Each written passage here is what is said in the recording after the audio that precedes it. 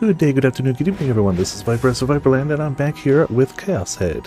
It's been a week. We got more Chaos Head goodness to do.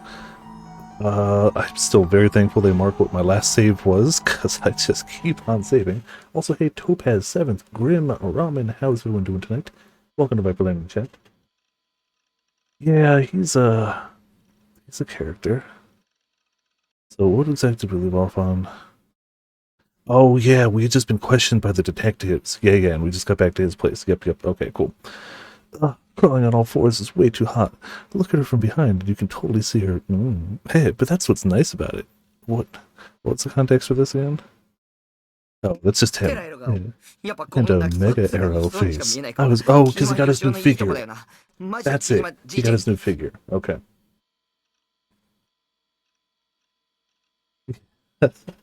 Yeah, you're alive. As of now, like I don't know if this will change. I've not looked up anything, but you're still just the friend that chats with him online occasionally. The friend who definitely is way more into all of these new gen murders than he is. But Protag has to keep up on it because he's the god of the game, and if he doesn't know everything that everybody wants to talk about, he's not the god of the game anymore. I was right. This kind of face sort of like she's about to cry. Or about to. It's the best part about Kijima Yoshida's stuff. Seriously, GJ Kijima.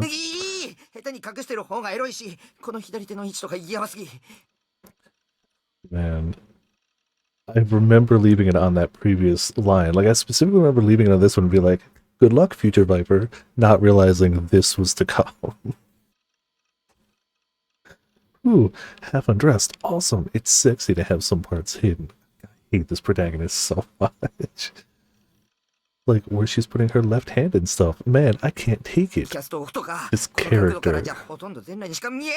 And of course, her top's cast offable. From this angle, she looks almost totally naked. Yeah, gotta hit full force at the start of the stream of like, ah yes, this bastard. Why is it voice acted? Because he's saying it out loud. Oh yeah, her hair flows is really great. It's my pet theory that her hair is the key to the post-awakening version, and I sure wasn't mistaken. Right, time to take a long delayed look. Let's see. Why do I do this to myself?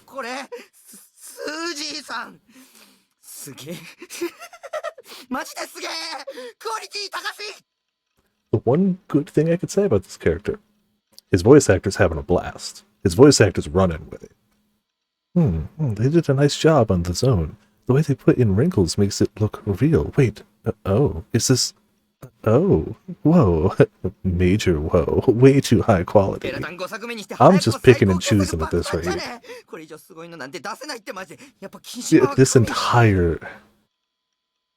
this is just Snake from Metal Gear Solid 3 with his gun, with the lewdness cranked up to 57.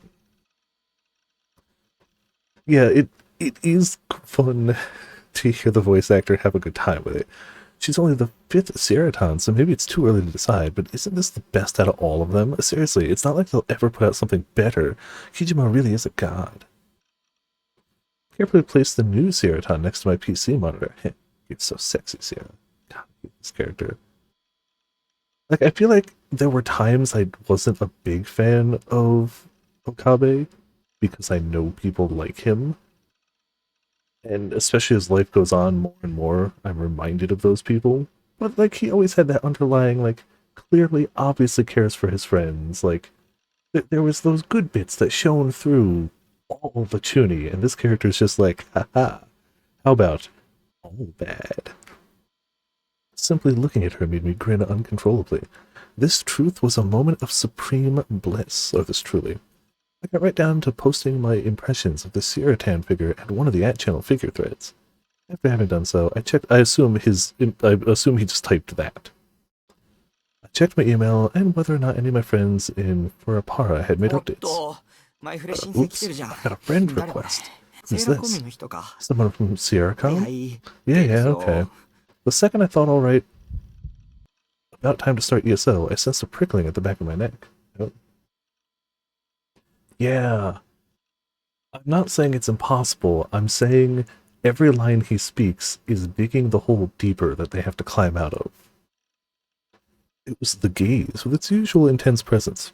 What he's feeling is my human hatred towards him as lines of text on a screen. Whose eyes are those eyes? Shit, what a pain in the ass. Oh, do we go green or do we go red? Like, I have no doubt that the game will be, like, conclude and will have a good story arc and a good ending. Like, I have no doubts of that. Be shocked if they find a way to do it that redeems the character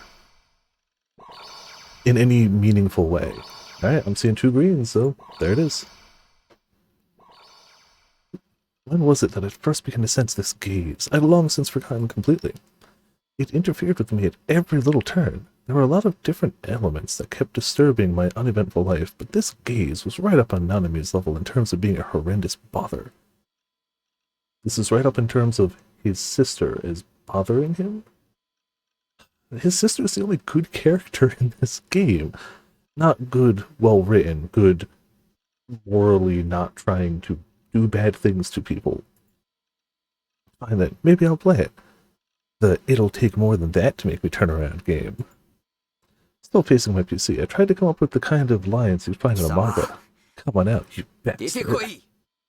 And she's not perfect either. She definitely has done some things that are just like, oh, you know your brother's kind of like doesn't want to go out in public as much, but like at the same time, it's minor things. It's minor things, like she forgot about it while they were phone shopping before going, oh yeah, you really don't like this, let's just hurry it up. That's forgetfulness, not cruelty. Do you think you could pull the wool over my eyes? How naive. Eventually he just plays this game. I mean, we know it's a delusion because of the imagery, but also, it's just weird. Yeah, she's trying at least. Of course I did. How many times do I have to tell you to stay behind me? I didn't hear a female voice just now. Goosebumps sprang up all over me. Did this mean the previously unseen owner of the gaze had appeared at last? Was that even possible? Should I turn around and see who it was? But what if she attacked me the second I turn around? It'll also be good because once we finish this, apparently the robotics duo, which we'll do the first one of next, is, I can't say no sadness or tragedy to them, but they're well considered to be, from what I hear, again, the one source, lighter in tone in general. So, like, hopefully less terrible protagonist. And I do want to clarify, it's not that I think this is a poorly written or translated or anything. It's clearly well done, and I'm enjoying going through it. It's not an easy thing to make you despise a character, and they've done it. I feel like the reason you can tell it's so hard to make a character despisable is how many times creators will fall back on I'll just have him kick a dog or something that's just like unequivocally evil. We don't got time to write a character that's just like, I don't like you. Just make him kick a dog. Like, no. And I still don't think our protagonist is evil. In the terms we know him, at least. Clearly other stuff going on here, but the character we know, I don't think he's evil. But yeah, for me, mostly because it's just more recent, I go immediately to Ota, just like, that's a character that, like, from the get-go, is like, I don't like this person. Oh, absolutely. He's just so... It had been a rather cutesy voice, but what if a monster far removed from anything I might recognize as human was standing there? No. If that were the case, she might be readying herself to attack me at this very moment. If I don't turn around, maybe I wouldn't even notice when she killed me. And it's... other than the clear, like... there's something weird going on, either supernatural or mentally, or both. It's people with magical swords running around, so there's clearly shenanigans going on. But even without that, like... if you take that out of it, there are people like this. There are people like this. If you go on any part of the internet, you find this guy. And that's what really cements it. Like, yes, there's clearly supernatural stuff going on, or potentially there's something, the unreliable narrator nonsense going on. But strip that away, and There are people like this. Lots of them everywhere. And it's just that makes it so much worse. Perhaps I should say something again to see if there was a response. The voice I'd heard earlier may have been an auditory hallucination or one of my delusions. See, he at least sometimes recognizes that, like, yeah, that just happens sometimes. Or some extremely realistic, yeah, exactly. It's not like he's going around as, like, a necromancer raising the dead and having them kill people. Like, yeah, that's evil, but that's kind of a fantasy, unrelatable evil other than death bad. This is like, no, this is a real person. There are people like this. I could go on Twitter and type a sentence that would make these people spawn in real life. Like, ooh. I mean, I was talked on and on with my Seroton figure in my head. It was the same as that. I started to take the plunge and ask, who are you? But I soon ran into hesitation. It might be bad if I provoked her. It could turn into the trigger that made her come attack me. I envisioned so many different possibilities that I found myself unable to move. What to do? Perhaps I was currently in a terribly foolish situation.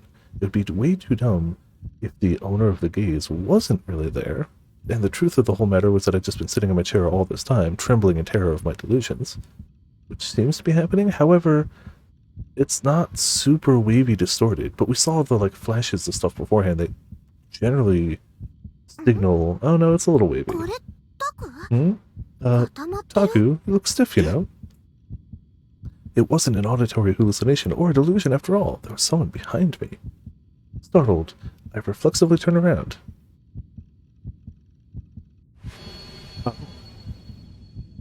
Oh, and we made a choice, yeah. Hello there. The demon girl. Yeah, all of them have led to delusions so far, but the screen's not really doing its warping thing right now. And every other delusion, maybe not everyone, the majority of them. The girl sitting on the sofa was undeniably the one I had met at the scene of the staking. For some reason, she was looking at me with a grin. Oh God, she'd finally come to kill me. It had to be because I told the police the facts. She'd seen me do it with her second sight.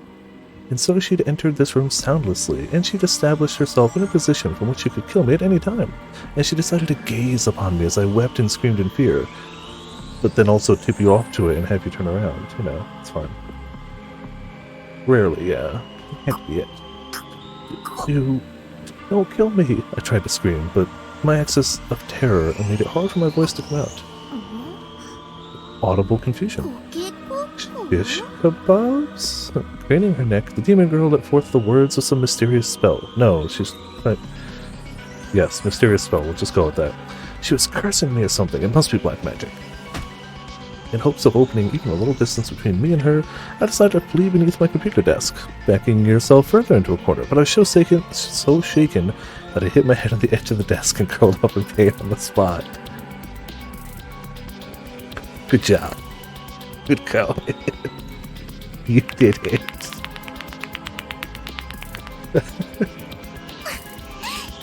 What are you doing, Taku? It's a big noise just now. The demon girl still didn't lose her amused-seeming smile, but it was surely a trap to lull me into a false sense of security. The moment I relaxed, she'd home in for the killing blow, or else maybe she'd already placed a curse on me with the magical words she'd used before. Shish kebab. Magical curse words. A few days later, I might suddenly die by bursting all over with blood spurting from my body. I beg you, don't kill me. Also, hey Sora, how's it going? Welcome to Viper Land in the chat. Grim. I cradled my head and splayed myself out on the floor. I detested the two detectives who had appeared before me with every fiber of my being. I'll apologize for talking to the police, so... Police?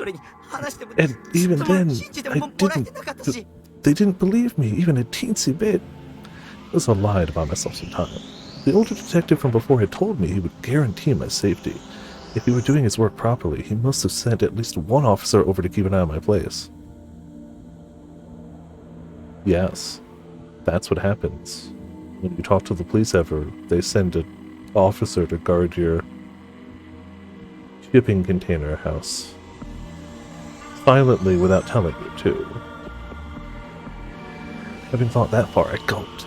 I'd given that old guy my phone number, but I hadn't given him my address. Salute! The demon girl suddenly snapped into a salute-like pose. and bizarrely enough, she'd muttered something resembling a sound effect for it of her own accord. Was this too a devil's curse? 独り言はやめるべし You're to stop talking to 殺 yourself. さないで Stuff like, don't kill me, the police, whatever it is, I'm completely in the dark. わかったよ In the dark, she says. Did she intend to play dumb? Or was she silently pressuring me with forget everything you saw and act as if nothing happened? This girl, what the hell was she thinking? Hadn't she come to kill me? ほら立てる Look, can you stand? Stand up. Rising from the couch, the demon extended a hand to me. Her expression seemed extraordinarily gentle. Plus, when I saw her this close up, she was pretty cute. Shit, I was turning into a total idiot here. Turning into? Really? Turning into? It's far gone. Okay, I have to take a brief moment here to tell about my total idiot story in Among Us earlier. We're playing with a new mod. One of the new roles you can do is Warlock, where you can put a curse on someone instead of kill them, and then you get another longer cooldown ability that forces you to stand still for 5 seconds, but when you do it, and when it activates, you can have that person kill whoever's closest to them. It's really strong, it's really cool, it's a fun idea, and I got that. I thought I had put the curse on player A, so I was just waiting for that little kill button to pop up because no one was around me to see me stand still for 5 seconds, so I was like, free kill, whatever, cool. Somebody comes by and I see the kill button light up, so I mash it. Turns out I had put the curse on player B, who came up to me, and I had them kill me. Oh yeah, no. I was so sure I put it on player A. They thought I was a sheriff and shot them, and I just had to sit there dead and be like, I'm an idiot. I am a massive idiot. And I wasn't explicitly told that could happen, but when they were going over the new roles, Afro was like, the person you put a curse on can kill anyone. And I was like, oh, okay, cool. That probably means they can kill me too. I was like, no, I put the curse on this person, not that person. So I exploded right in front of them and felt like a fool. Thinking a demon looked pretty cute. What the fuck? Was she a murderer? Or she was a murderer. She'd used Yua and Shogun in her attempts to entrap me. Now she'd come to kill me in person.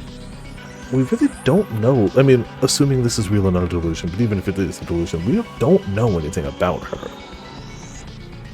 She knows his name. She wears the uniform to his school, and was at the scene of the murder and is now here, if this isn't a delusion. But again, if. That's like it. Don't believe her. I'd already learned my lesson from what happened with Yua. I'd never make the same mistake again. I'm pretty sure he's constantly making the same mistakes throughout his entire life, but this is why I didn't take her proffered hand. Proffered hand. Yeah. Yeah, like, and you don't even know what the hell that is. You did, yeah, that's true. You deceived by this demon girl's smile. This was the temptation of a devil that gave into temptation at dying.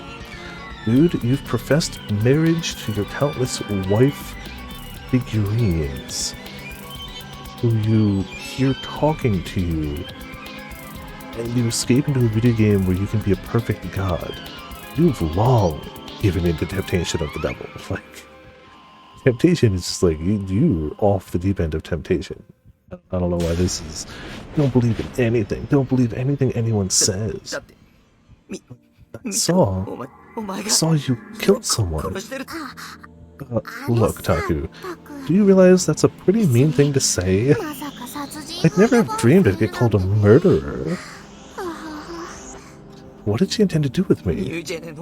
Nugent, would I, in the same way as that guy in the fourth case?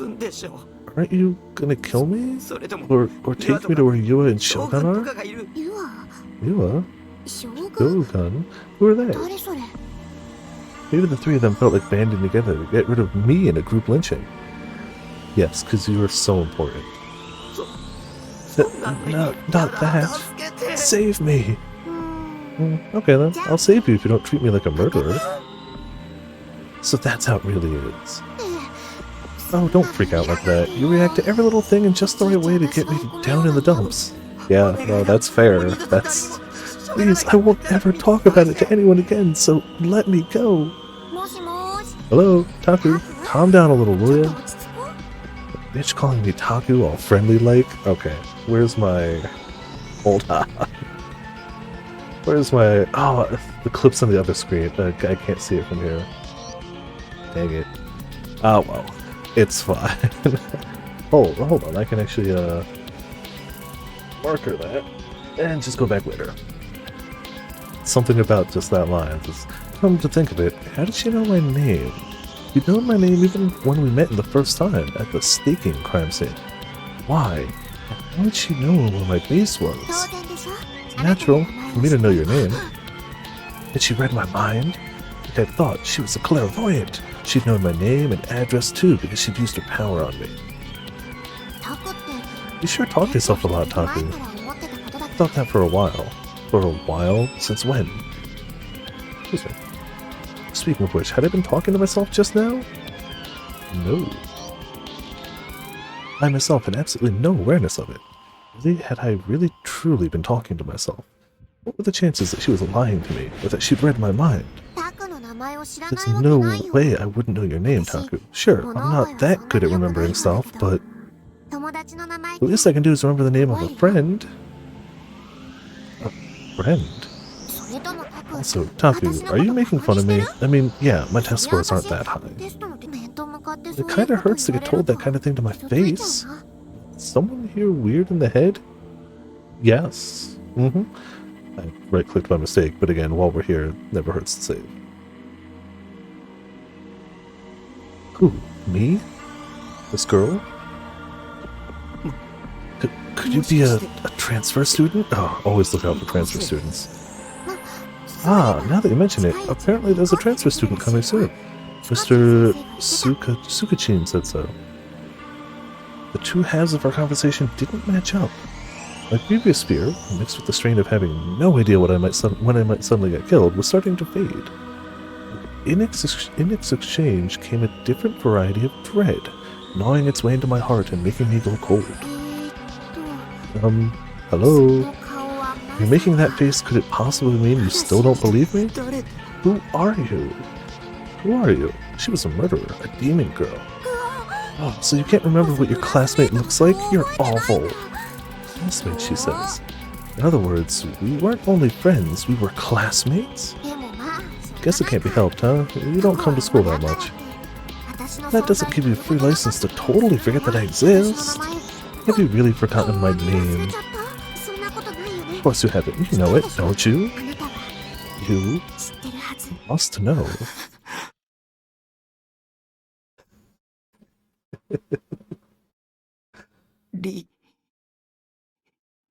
Good one, Robin. We're almost at 500. Remy? そう Right, good answer. You win 50 yen in prize money. That's nothing. That's a nickel, right? Eh? 私 I'm 崎畑凛 Sakihata. I keep trying to add a H between the S and the A. Sakihata Remy. なんだ Oh, so you did remember after all. よかったよかった Nice, nice. Yeah, this is going on for a while. Not to say others haven't, but I'm leaning more into this might actually be happening. Why? Was it true? Was this demon girl's name really Remy? Why had that name come floating up into my heart just now? Why did I know her name? Is it any actual... Yeah. Could it be that she really was my classmate and my friend, and I'd simply forgotten? No, impossible. I'd never so much as heard the name Sakihata Remy before. It must be a fake name. I'd said Remy, so she'd made it her name. It was the same as her impersonation con. In the first place, other than Yua, I'd never known a 3D girl who talked to me with such familiarity. And the Yua was the demon girl's subordinate. But, I don't know how long it is either, but hold on. How far are we? We are... Doesn't tell playtime. But, a little over 8 hours? Because percentage-wise, I don't know. I have no idea. I haven't looked it up, and I don't want to look it up. Full blind. I get it. What the girl called Sakihata was enacting right now, right in front of my eyes, was the very same method Yua had used. Knowing I wasn't used to interacting with 3D girls, she meant to lead me into a trap by behaving friendly with me and tempting me. Yes, that's the best way to entrap somebody is be a friend. That's it. Yeah. Yeah, there's a lot of weirdness surrounding her. Anyhow, I neither had any recollection of my classmates' faces nor wanted to remember them. But I could at least say I'd never seen this girl's face in the same classroom as me before, not even once. Probably. Good. I couldn't totally rule it out. After all, when I was at school, I stayed fixed at my desk from beginning to end, either pretending to sleep while having daydreams, or staring at the surface of my desk, or pretending to read my textbooks and nothing else. I had practically no memory of my classmates' faces and names. I'd made no effort to remember them. Such a winner. Such a... Which was it? Was she telling the truth or lying to me? No, the issue wasn't whether or not we were classmates. At least the undeniable fact of the matter was that she'd committed murder. もしかして Are you really having 本気で trouble 思い出せ remembering? ないの Did you get amnesia from hitting your head just さっき now? 頭打ったせいで記憶 The demon 喪 girl 失になっちゃ extended っ a たか hand towards my head. With a knife and I fled to the desk again to avoid her. 僕 Taku, 変だよ you're being weird. To be fair, he's being normal for Taku. じゃあ Okay 大地 then, に聞いてみよう Daichin. Then ask Daichin そ about し it. たら Then maybe you'll 思い remember 出せるか too. も Yeah. Don't remember if it did now that I think about it. Yeah. So it's not doing the waviness, but it did still flash to the glyphs. Daichin? What was that supposed to be? A person's name or some kind of secret code? A devil's evil 大地 spell? だよ大地 Daichin, I mean Daichin, Musumi Daisuke. And she knew Musumi-kun's name? Or Misumu. Misumi, wow, I can name.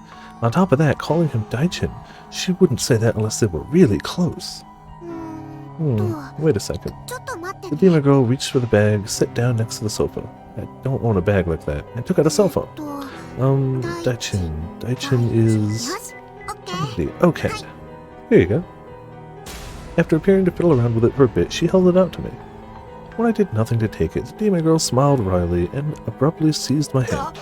What? ほら Come on, don't stiffen up like that. She forced me to take hold of the cell phone. The demon girl's hand was soft and faintly cold. I thought it would be a far colder, more icy hand, but it wasn't all that terrible. It would seem that even murderers have blood flowing through their veins. Yes.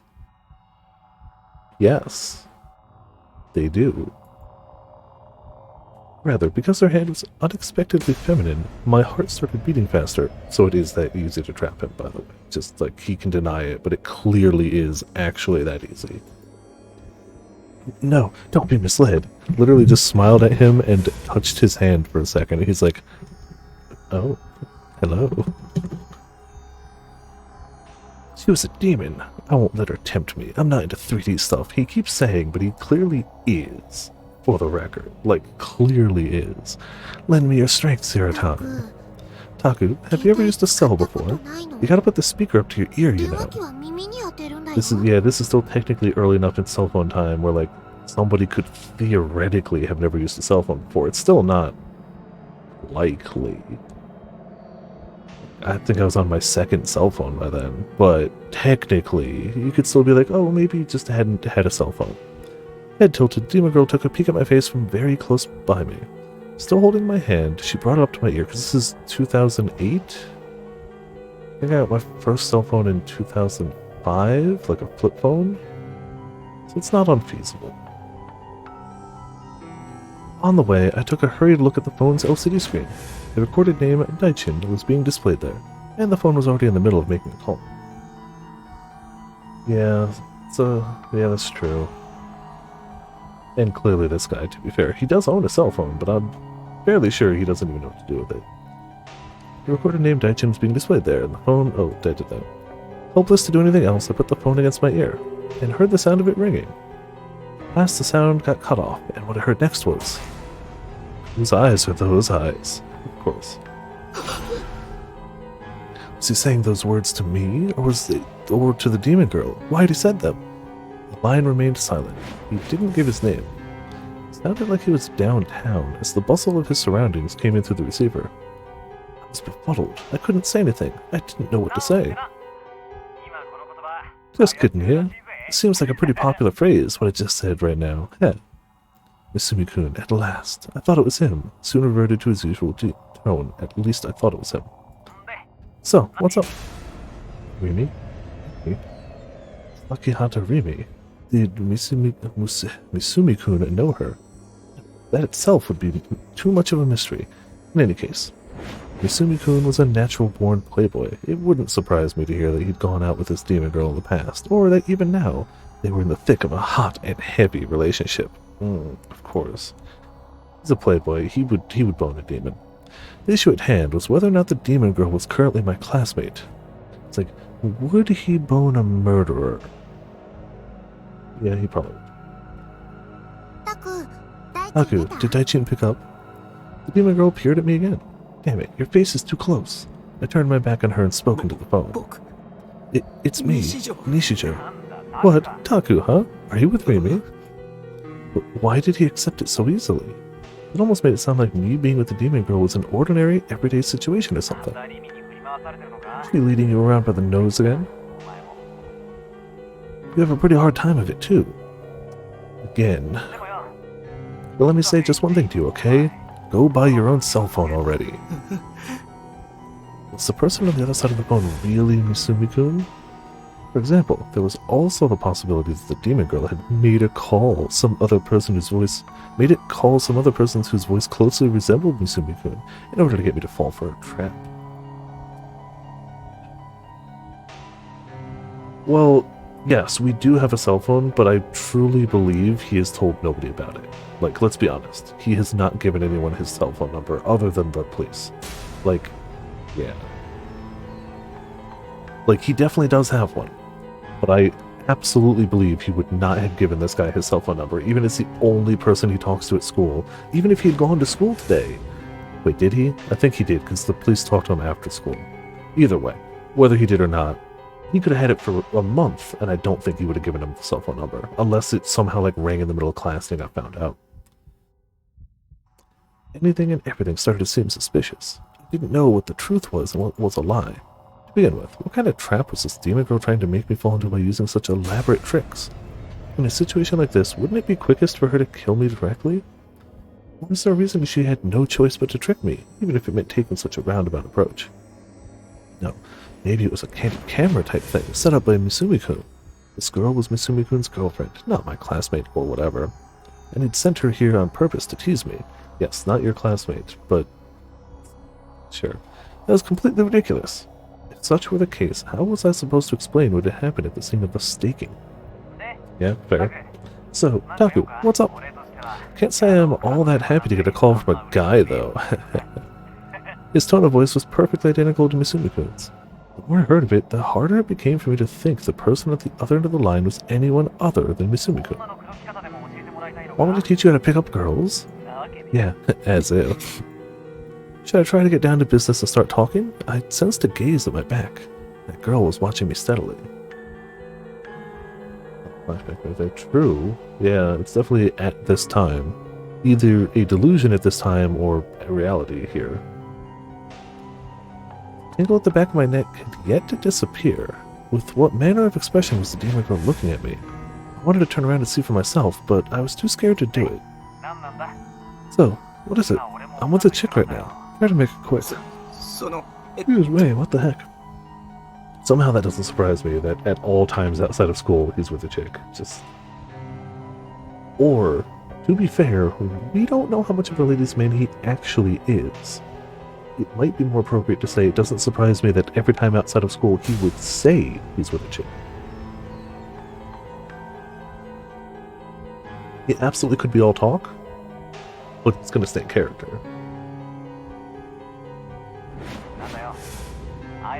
Spit it out. In our class? Yeah, what about our class? There is what there? A girl. Huh? Named Sakihata? Becoming more and more incoherent, I somehow managed to explain myself. Hallucination. True, yeah. Misumi-kun suddenly stopped answering. silence, but I could hear the din of the city and other random noises, so it wasn't that we got disconnected. Why wouldn't he say anything? Yeah, that. Next thing I heard was an enormous sigh. You sure your brain hasn't been affected by all those video games? Oh, is that a thing that could happen? Not me. Nope. What? What was he saying all of a sudden? On top of that, why do you have to use the language of a certain kind of totally irresponsible, groundless anti-gamer science to label me? You're talking about Remy, right? What kind of moronic stuff are you spouting, dude? You're calling right from her phone! He has a point. Literally calling from her phone. I get it.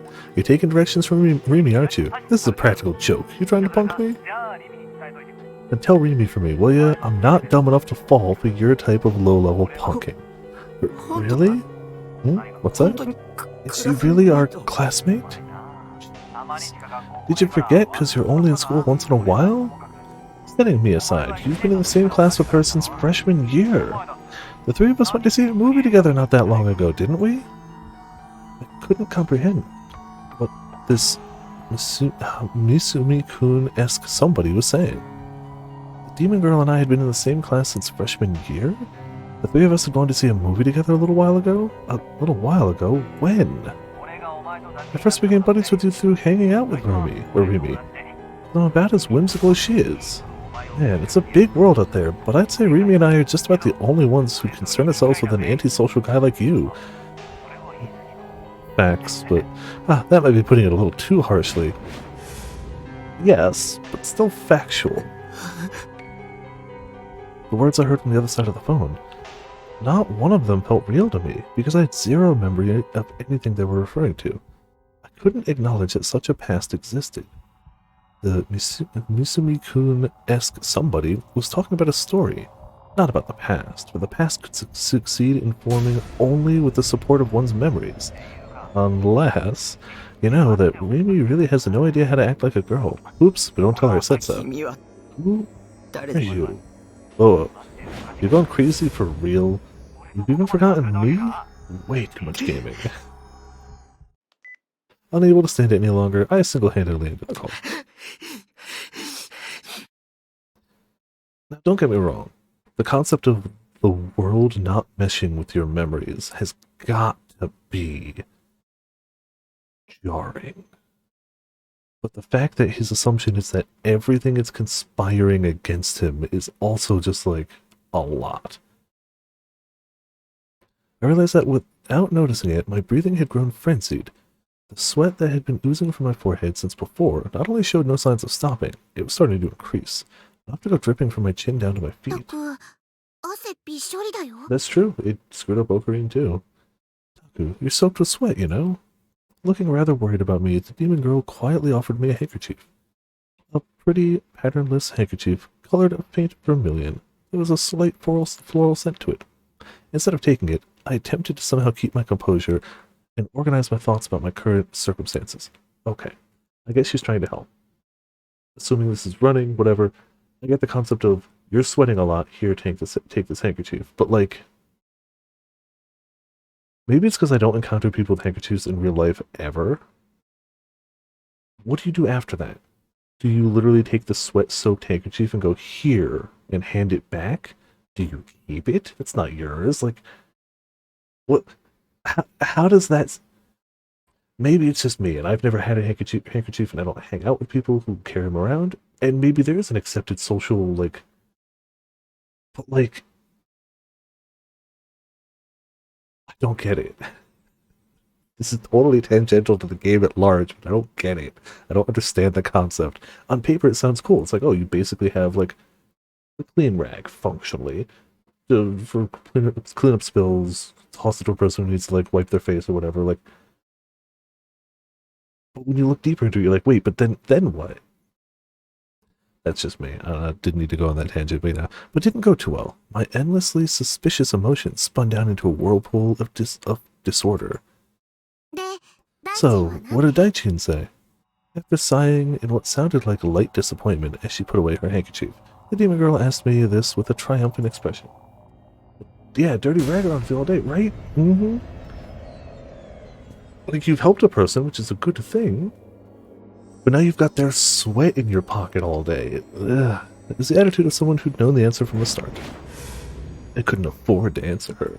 Also, hey Mitz, how's it going? Welcome to Viperland in the chat. We're just talking about how weird the concept of handing somebody a handkerchief to wipe the sweat off their eyebrows is.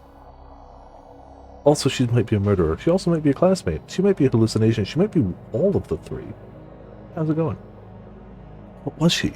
An ordinary classmate of mine or a monster? I couldn't tell. Maybe I was the one who'd gone crazy. That's like the 4th time he said those words, and it's like... If you took the chat with Shogun into consideration, it was hard to discard the possibility that somebody other than myself was controlling me. Yeah? Or else only my memories of this demon girl, of the girl called Sakihata Rimi, had by some accident been knocked clean out of me. Whatever the case, I didn't understand myself. Was it memory loss? Oh, sleepwalking? Something else entirely? Okay, no. If you're not feeling well, how about lying down on the sofa? The demon girl spoke to me kindly. Be careful of kind words. Anyone who acts nice to a creepy otaku like me must have an ulterior motive. Imagine going about your life thinking that way. Jeez. Could be. I don't think so, but she has the hair color for it, so you never know. Maybe she just ties her hair up into twin tails all of a sudden, and then it's just full on, yep.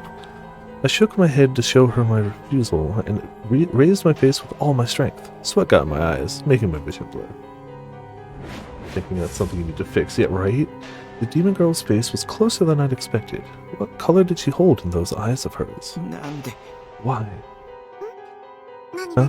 What? Are you here? Why, you ask? I came to see you. Are you angry that I went in your room without asking? Are you depressed to be in this room? Because that's your fault for not answering. I kept knocking for a pretty long time.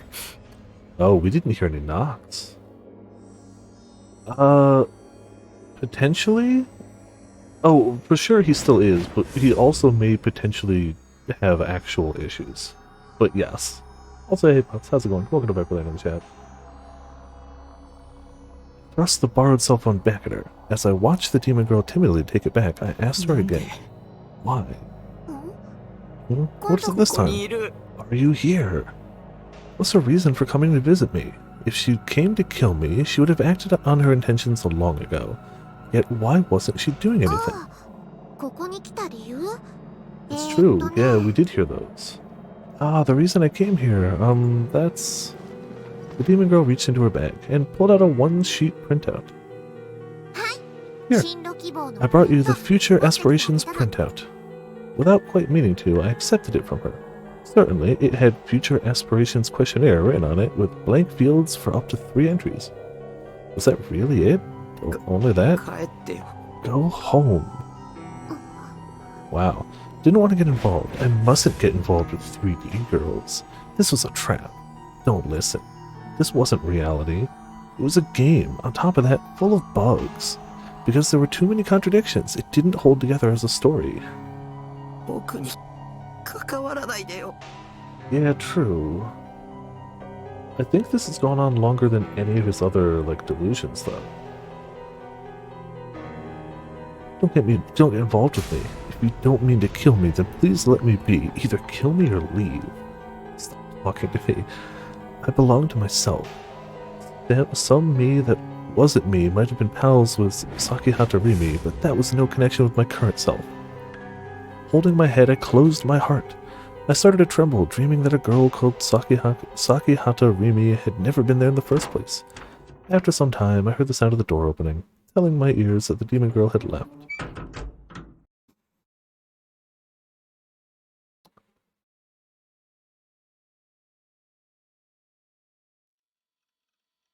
Only the pale light of the PC monitor floated faintly in the middle of the pitch-black room.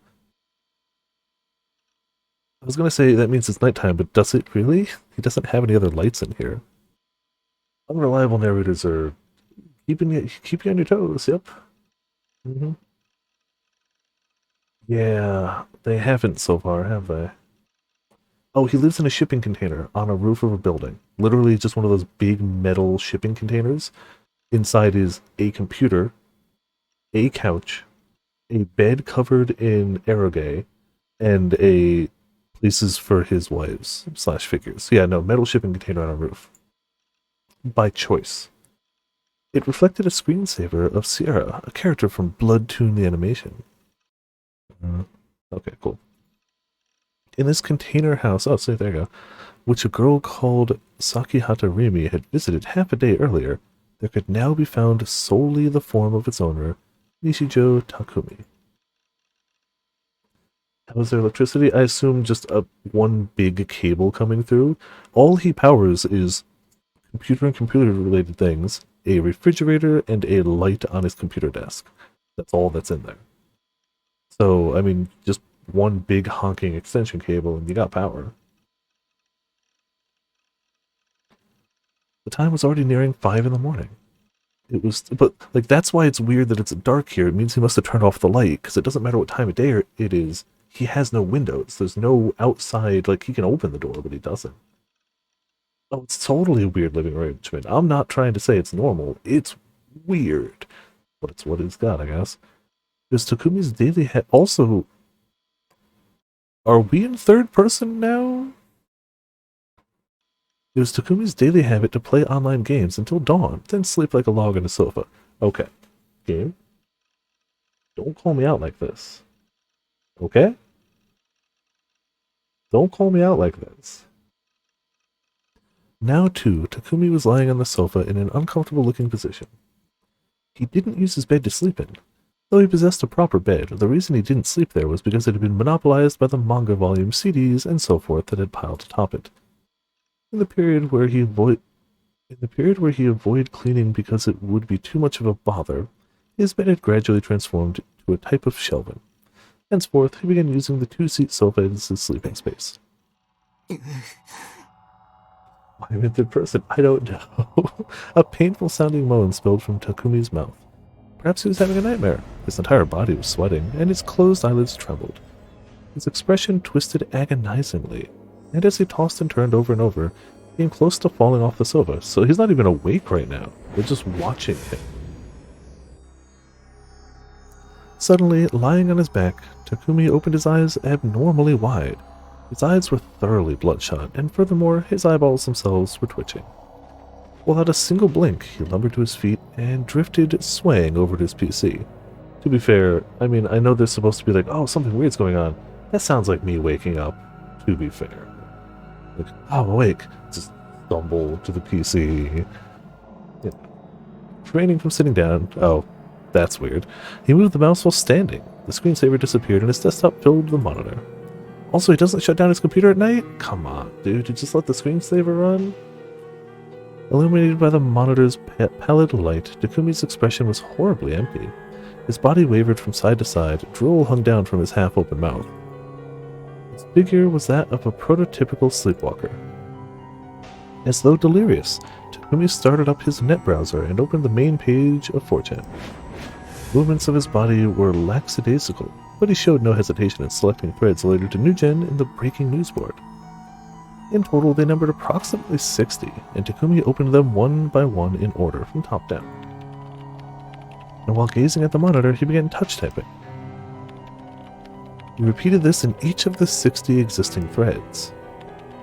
The letters he typed were few, but all of them formed the same sentence. I'm assuming, yeah, whose eyes are those eyes, yeah. Of course, as Shogun. Okay. So he definitely sleepwalks. He definitely does go under the name Shogun. I don't know how we were watching him there, because suddenly we were third person, but hey, whatever. The next day I headed to the hospital first thing in the morning.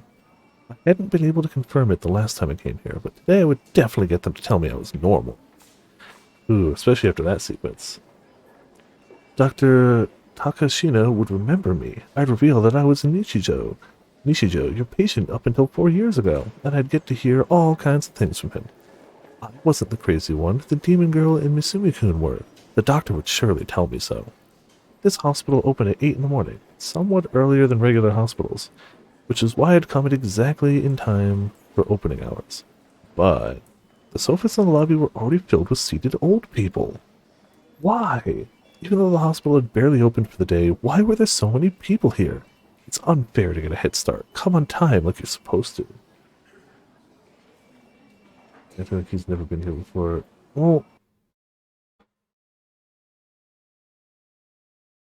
I hadn't been able to cover it the last time I was here. He'd remember him this time. Like, I assume he's just like, last time things didn't go the way I wanted them to. He didn't remember me, whatnot. I think it's more just, yeah. Oh wait, did I skip that one? Nope. Inwardly insulting them, I had no option left but wait. After an hour of waiting, I found myself regretting that I didn't make an appointment. Yeah, no, that wouldn't have been... But immediately afterwards, they called my name, and I was relieved at the fact that I hadn't been forced to wait as long as last week. By the way, the one waiting for me in the examination room they brought me to wasn't Dr. Takashina, but instead an unfamiliar, white-haired old man. Where's Dr. Takashina? Upon my growing perplexed, the nurse standing in attendance behind him, what was her name again? Azuki-san? Answered with an apologetic expression. Dr. Takashina isn't here anymore. Not here anymore. Or rather, last weekend he collapsed from fatigue. As a result, he's taking this week off. The nightmare. My one and only ally. Who didn't remember him in any... Sure, ally. Wait, had Dr. Takashina really collapsed from fatigue? It's a conspiracy. The Demon Girl's conspiracy. He's going here to get them to say that he's normal. That's what a normal person says. Nishijo-san? She definitely put poison in his food, or sent him a threatening letter, or done something else to drive him into a psychological corner. She was trying to isolate me, make me helpless. If she was, she'd take out your sister first. The only person in this game who seems to actually care about you. I had no intention of letting anyone besides Dr. Takashina examine me, so instead of undergoing a checkup, I left the hospital as though I were fleeing it. Perfectly. So normal. The normalest thing to ever happen.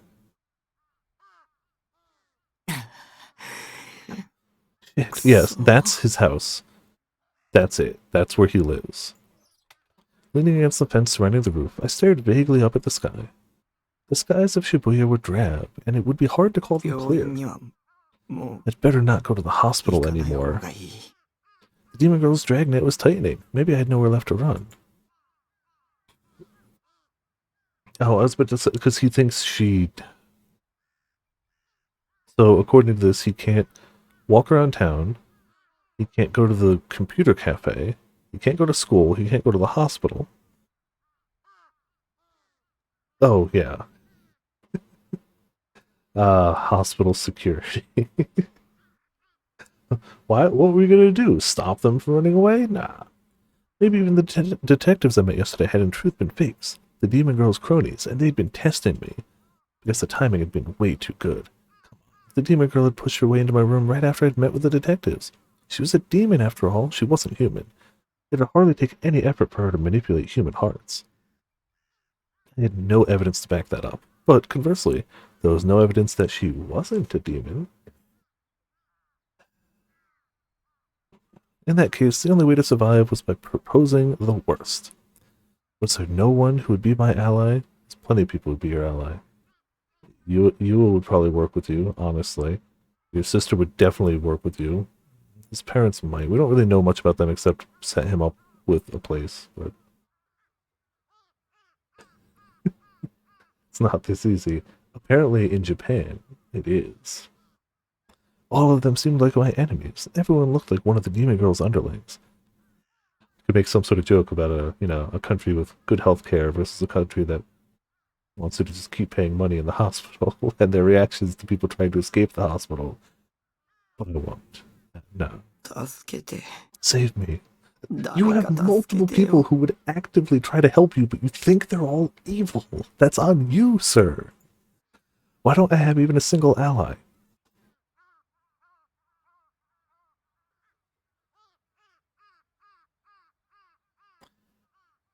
It boggles the mind. It boggles the mind. Why wouldn't anyone come save me? Why did I have to end up like this? I felt terribly forlorn, and I wanted some source of support.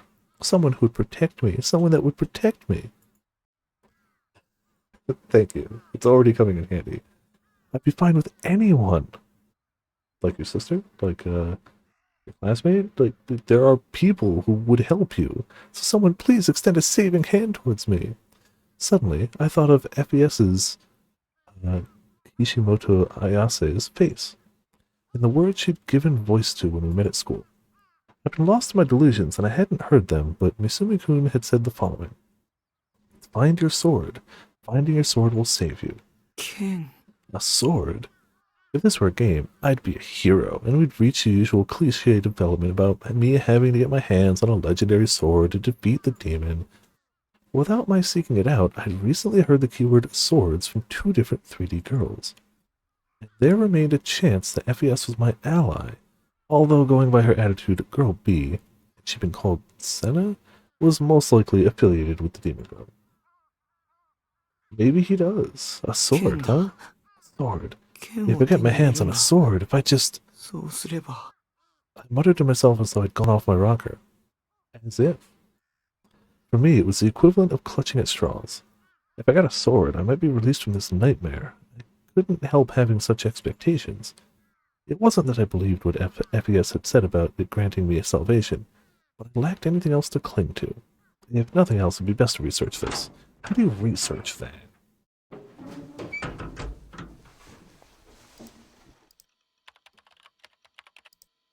I got down to running an online search immediately.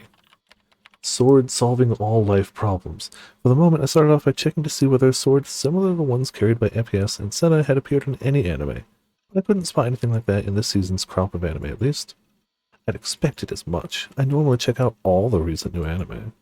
It could be a real handful, given that lately there could sometimes be 30 or 40 new shows in one season, but I watched the first episodes of all of them and then decided which to keep following. Of course, since there was YouTube, I didn't have any problems completing my lineup with anime from BS and CS satellite subscription channels. Okay. Which is why there was no way I'd overlook an anime. Short version, he watches everything. At least starts everything. And no such sword had appeared in any of the shows I checked. It was that distinctive looking. If it showed up, I ought to have caught my eye, but I had no memory of seeing it, one. And his memory is reliable. Although I couldn't do anything about it if I'd seen it when I was being controlled by someone outside of myself. Next, I tried running a search about the sword itself, rather than an anime series. This sword that kind of looks like a microphone stand. Damn it, they're almost all game walkthrough sites. Terms I was closely familiar with, such as ESO's Shangri-La Edge, kept popping up. At this rate, I wouldn't make any progress, even though I had to hurry up and find it. I had the sense that Senna had used a more concrete name when speaking of it, but what could it have been? Remember, your nightmares won't end unless you remember. D-sword. Yeah. Right, D-sword. I quickly stuck it in the input field and ran a search.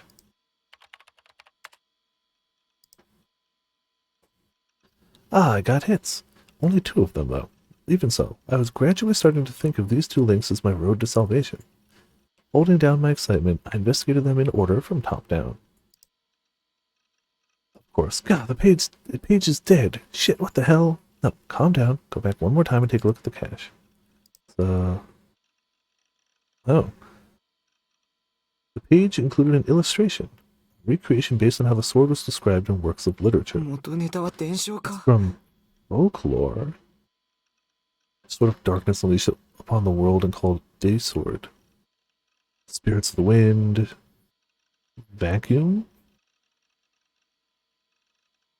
Legends, literature. But this is pretty plain compared to the one that Senna Girl had. In the first place, why was it such a minor sword?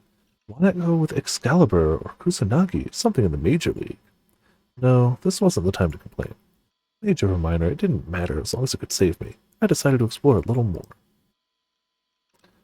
Only 2 links. Continuing, I clicked the second hint. The words, I bought a D-sword, particularly concerned me. Was the D-sword something you could purchase? Oh, so for that one, he went back into like the Wayback Machine. So it was still the first link. He was just checking a older what was here type thing. Okay. The blog's writer was apparently male, so I could deduce that he wasn't the demon girl or Senna. I thought he'd gone back and clicked the other link. That said, his level of energy was far too different from that of Shogun. I bought a sword. It seems like it's called a D-sword. It's so sketchy. It's awesome. There aren't any other stores this weird and suspicious left in the capital metropolitan area, except in Akiba. But Akiba's underground stores don't really suit my interest, because there's not really anything there except PC stuff and arrow books. That's not what I'm looking for. Shibuya used to have lots of underground stores too, saying this might give away my age, but they disappeared with the flow of time. Was he a completely unrelated third party, or had the person behind the blog deliberately changed the particulars of how he wrote?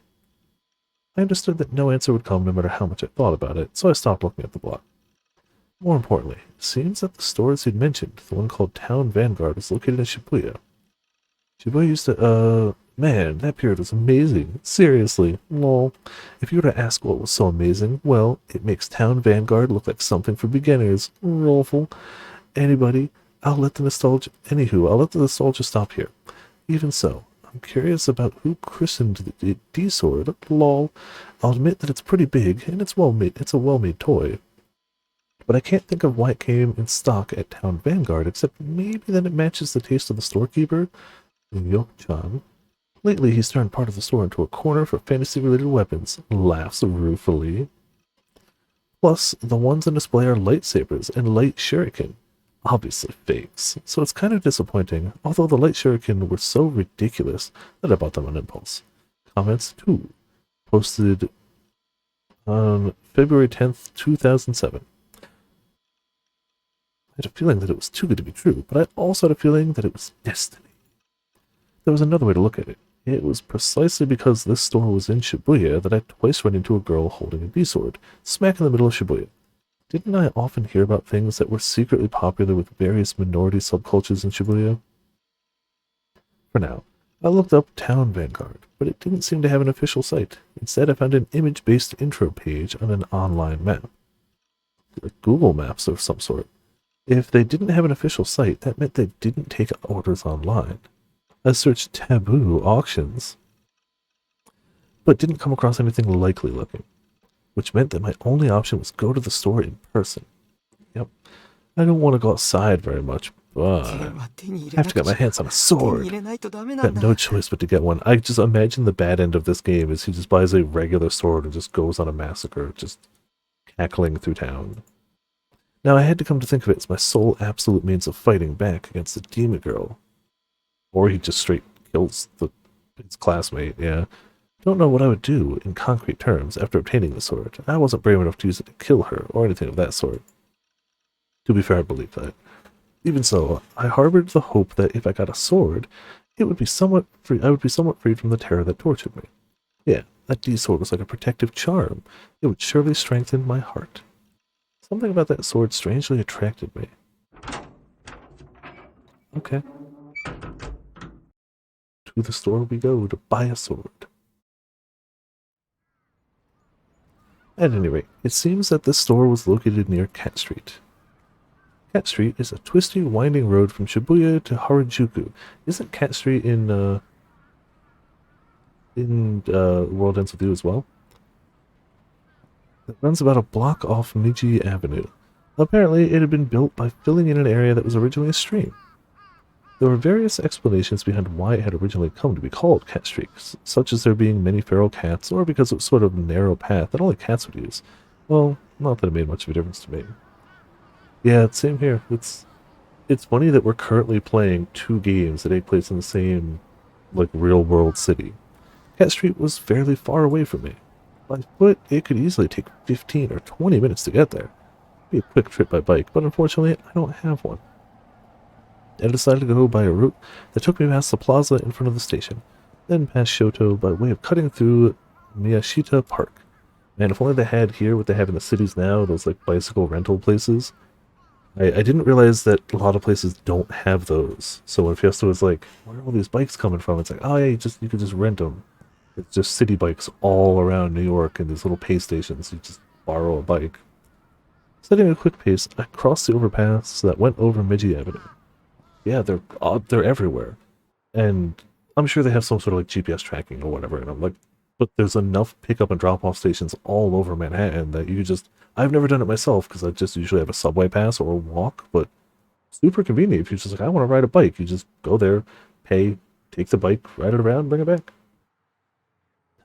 It finally arrived, but even that's recent. Let's say the past 5 years in New York. So definitely before or after this game. Growing ever more impatient, I'd become irritated at the distance. Cat Street had been quiet compared to the big shopping district, and its image was far closer to that of Harajuku than Shibuya. The stores lined up there were all cheek shops that of course had nothing to do with me. Go off and die. He says to shops? Ah, it's the cafe. Knowing that I was practically acting delirious as I walked along, yeah, I became even more annoyed. For me, being here was like playing an away game. All these bastards around me thought they were so damn cool, and there were more couples than in the shopping district. Whatever, they probably wanted to act like they had money even though they didn't, so chances were that most of them were window shopping. Why do you care? Why do you care at all? Lol. What a waste of time. I felt some regret thinking to myself that I shouldn't have come after all, but I reminded myself that it was all for the sake of obtaining a sword, and determinedly put up with it. For now, I went on having a staring contest with my map as I swiftly went along, rushing towards my destination while doing my best not to exchange looks with passerbys. Town Vanguard was deep within a narrow side road that split off from Cat Street. Is this it? Though I'd only ventured one side street away from the main road, the ambience underwent a dramatic change. It was a thin, narrow, dirty alley, one impossible for cars to pass through. On either side were wood-built residences and out-of-business stores with closed shutters, which invariably came equipped with spray-painted graffiti on them.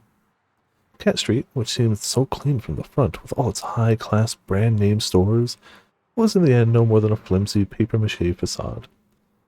Behind that facade lay any number of mercilessly discarded wrecks. Although I personally disliked both the front and the back, both were unfamiliar territory for me. The only place I ever wanted to go was ESO. Even so, Town Vanguard had a far smaller, darker area to it than I had imagined.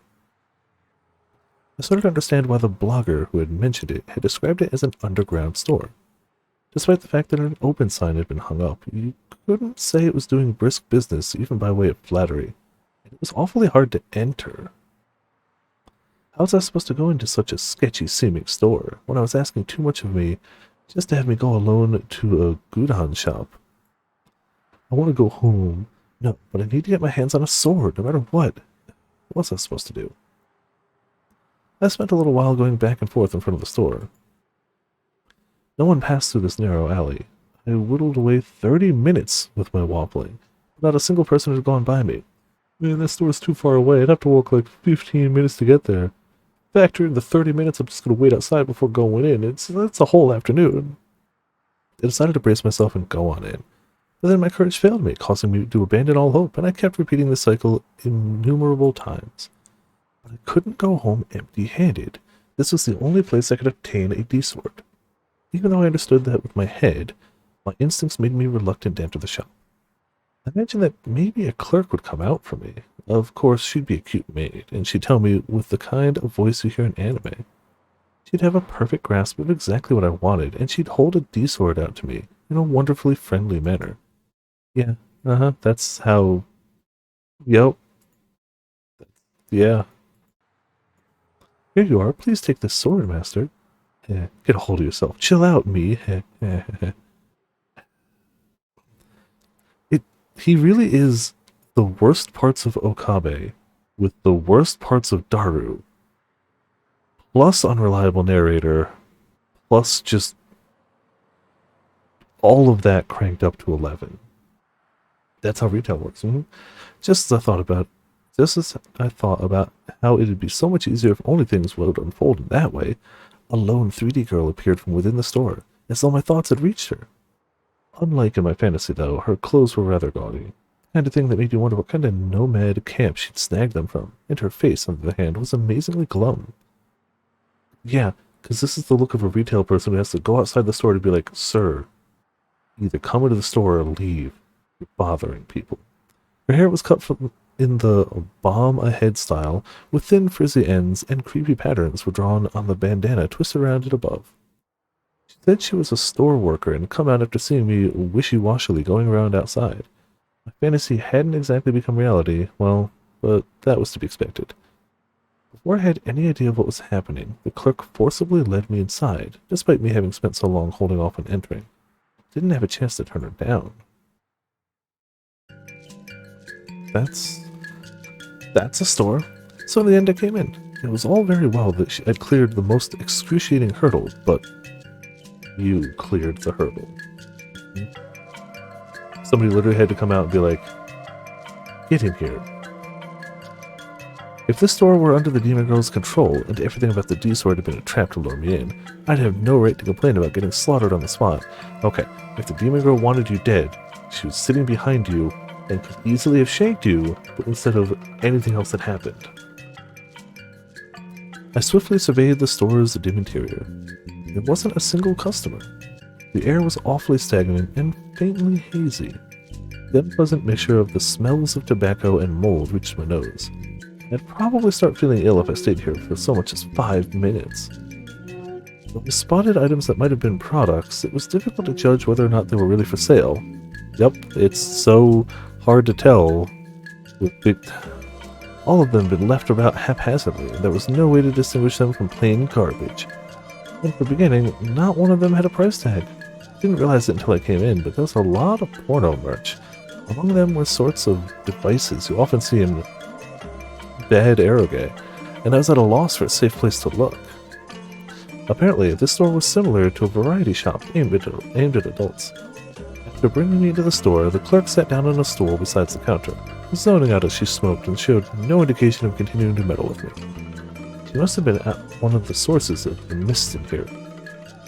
Regardless of the fact that it had been less than a minute since I'd first come in, nervousness, embarrassment, a weird sense of pressure, and my feeling physically sick made nasty sweat seep out of my forehead. Now, that seems to be his natural response to everything happening, panic and sweat. Yep. I wanted to leave this otherworldly place as fast as possible. To be fair, if you had the chance right now, you'd do it. Like, knowing what we know of his character right now, if somebody's like, hey, here, take this, stab that guy, you'd be like, here I go. I had to be quick about finding a D-Sword. I walked towards the back as I browsed my way through the store. I soon located the corner for fantasy-related weapons, which had been written about in the blog I'd found. That one corner stood apart from the rest, being the only area with conspicuous colors. Numerous pole-shaped toys had been neatly put up on display.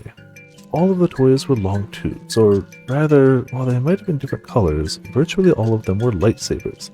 Moreover, one could tell right away from how badly they were made that they were bootleg merchandise.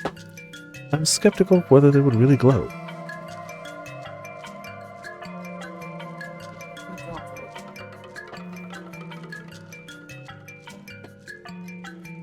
Sorry, I dropped my pin. Normally I would just leave it down there, but I don't want to step on that. I really don't want to step on that. That would be a miserable time. Like, otherwise I'd be like, whatever, I'll do it later, but I know I'd forget and step on it. It seemed that the light shuriken mentioned in the blog had sold out, which was also surprising. Well, he also mentioned he bought some. Except mixed in with the lightsabers was just one item that obviously differed from the rest.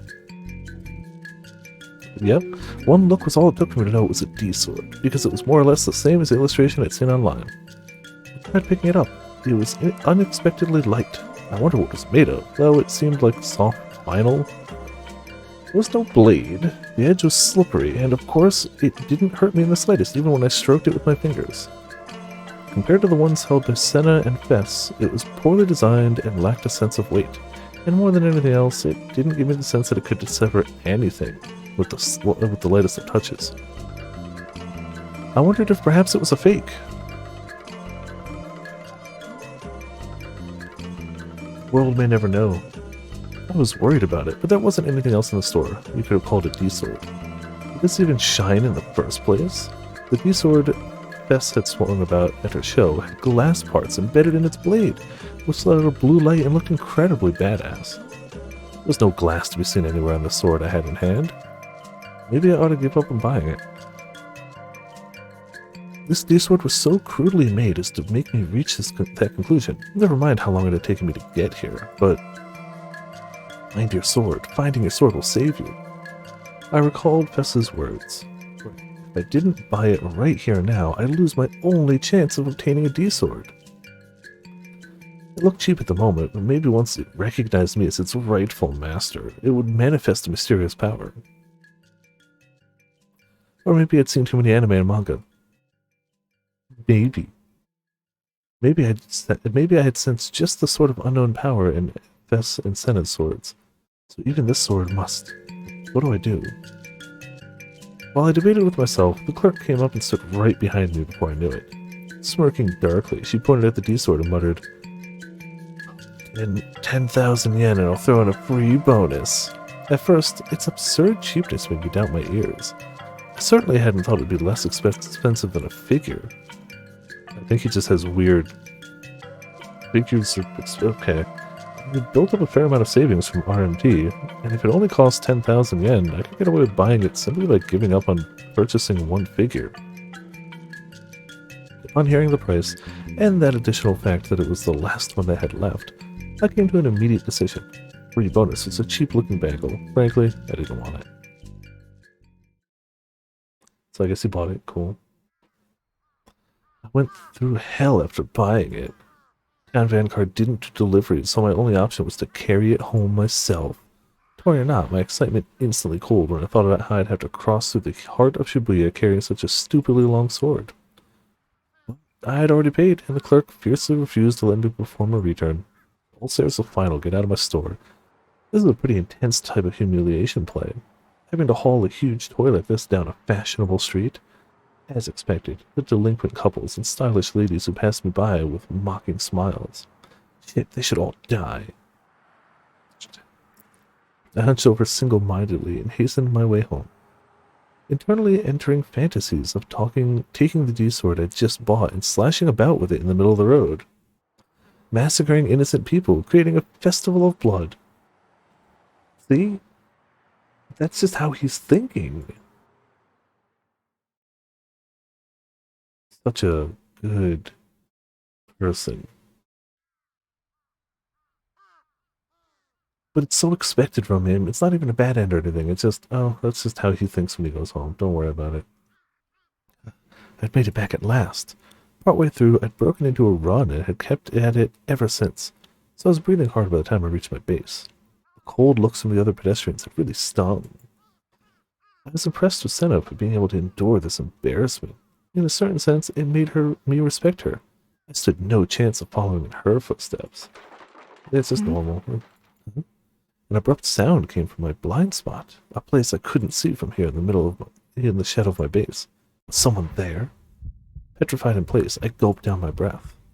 The ever so innocent smile of the demon girl who called herself Rimi popped into my head. Maybe she had come again. Maybe this time she had come to kill me for real. What should I do? Should I run? I sensed a presence. The sunset cast someone's shadow across the ground. No matter how I looked at it, the silhouette was female. I instantly readied my D-sword. When I actually held it up like this, it felt even less dependable than I thought. Senna's sword had possessed a mysterious formidability, and an overwhelming kind of pressure that refused to let anyone near it. But the D-sword in my hands didn't have anything of the sort. Maybe it really was a fake. Maybe. Could I fight with something like this? Oh, well, of course I couldn't. I couldn't do it even if I had the real thing. Plus, I hadn't understood until I tried holding it the way it was now, but it was pretty heavy. Maybe I was gripping it wrong. Didn't he say it was shockingly light? In any case, it would prove impossible to swing it around properly. Like he would know how to swing a sword properly. I don't, but I'm sure he doesn't either. The shadow unexpectedly wavered. It was approaching me. It's definitely his sister just checking up on him, right? Stay away! I squeezed my eyes shut and haphazardly slashed the sword out in front of me. I myself didn't think I'd be able to defeat my opponents that way. Despite that, I harbored the faint hope that as long as I had this sword, I'd be okay. That it'd somehow do something for me. But I didn't hit anything. My enemy didn't say anything. Could it be that a single strike from my D-sword had utterly destroyed the demon girl? If so, it'd be beyond amazing. その剣 Bro, 何 what's with the sword? Eh? That face. When I opened my eyes, the one standing there was Nanami, rather than the demon girl. She was looking at me a tad derisively. I can't imagine why. All the strength went out of me at once. I flopped right down where I'd been standing. You don't scare me like that. She was the worst little sister ever. It's in a horribly poor taste to enjoy freaking out your brother. Who did she think she was? This is why the third dimension would never hold a candle to the second. But yeah, best process of elimination. 別に脅かして I wasn't trying to scare you. I only came to see if you were alive like usual, but you weren't here. Why do I have to wait for half an hour worrying about you the whole time? You've made my precious time go poof, stupid. Worrying? She'd been worrying about me? Like I'd be fooled by such an obvious lie. So, where'd you go? You almost never head out, right? You didn't pick up when I called your cell either. I left my phone behind at the base. It wasn't like anyone would call me while I was walking around, so no point in holding on to it. Of course not. I hate to say, I gotta run to the bathroom real quick, so I'll be back in just a second. You get a momentary chair stream, just for now. It's like, no, I'll be fine. My body's like, just be right back. So, I'll be back before that, but just a moment. How very glib. And do you believe in Eorzea? Eorzea's unity is forged of falsehoods. Its city-states are built on deceit, and its faith is an instrument of deception. It is not but a cobweb of lies. To believe in Eorzea is to believe in nothing. In Eorzea, the beast tribes often summon gods to fight in their stead. Though your comrades only rarely respond in kind, which is strange, is it not? Are the 12 otherwise engaged? I was given to understand they were your protectors.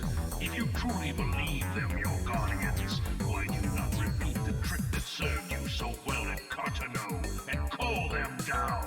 They will answer, so long as you lavish them with crystals and gorge them on ether. Your gods are no different from those of the beasts. Icons, every one, except for this, and you will see how Eorzea's fate is bleeding the land dry. Nor is this unknown to your masters, which prompts the question, why do they cling to these false deities?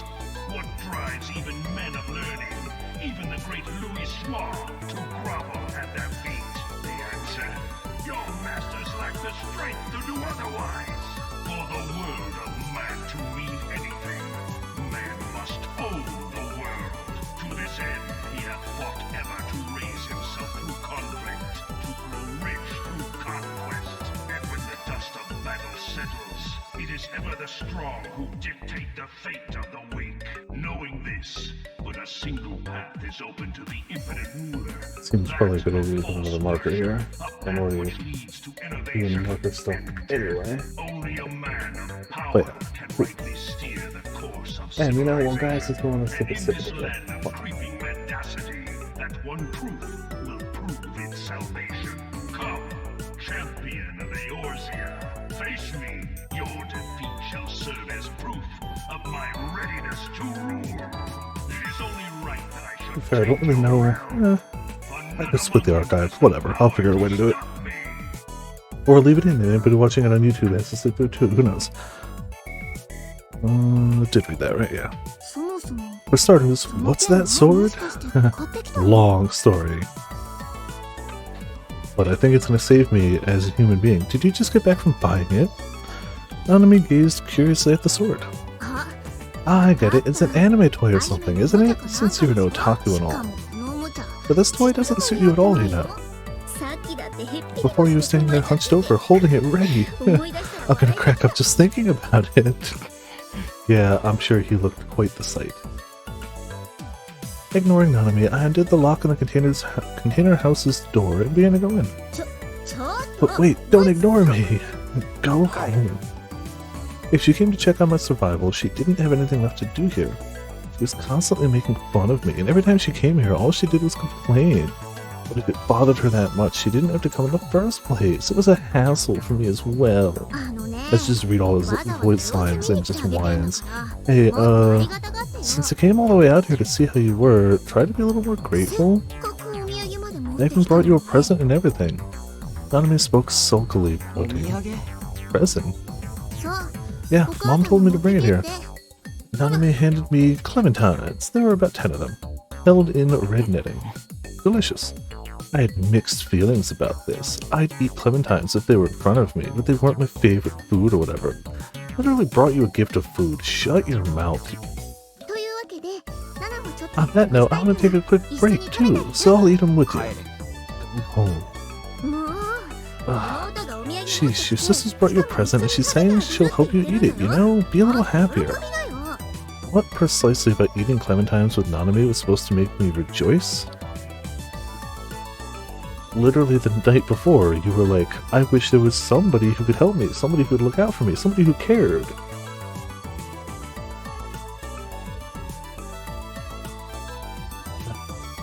Oh, probably, yeah. The Aaron's generic protagonist voice, it would work perfectly, yeah. Anyway, it was obvious that she'd simply wanted to eat clementines from the start, because she's been a glutton since we were little. How dare somebody like food? She used to eat up my share too. Who knew how many fights would start that way? Paying no attention to the fact that I didn't want her there, Nanami went on into my base. There was nothing to be done for it, so I followed after her. お茶ある Do you have tea? Something warm would be best. How would he warm? He only has a refrigerator. As if I would. Basically, I don't drink anything besides Coke. Clementines are delicious, correct. Nanami sat down on the sofa and immediately pulled out a clementine. Sighing, I leaned the D-sword up against my computer desk. I didn't need the bangle in my pocket, so I lobbed あ it. れ Huh? What's that?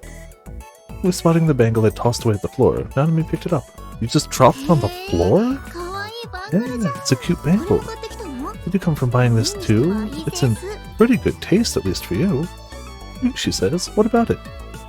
No matter how I looked at it, it was a piece of kitsch? You said trash? One could buy for the likes of 500 yen. Nanami was the one with bad taste. Disregarding her, I took one of the clementines and went to sit in front of my PC. ねえねえ Hey, なんで hey. これ捨てちゃうの Why are you throwing this away? Because I don't need it. じゃあ Then I'll take it. いいじゃん It's fine, you're gonna get rid of it anyway. If he tries to get mad at her for taking it when he was literally just like, throw it on the floor, I don't want this. たまにはお兄ちゃん Once in a while, 妹にプレ once ゼ in ン a ト while, act more brotherly and give your little sister a present. Excuse me. You call it a present, but it's an unneeded item that you started coveting all on your own. All the more reason to just let her have it. You could absolutely just spin this as like, sure, take it, it's a present. 勝手に持ってけば Go ahead and take it. Really? Wee! It makes her magical girl immediately upon putting it on. What an uncontrollable chick. Gotten the go-ahead from me, she put the bangle around her wrist right away.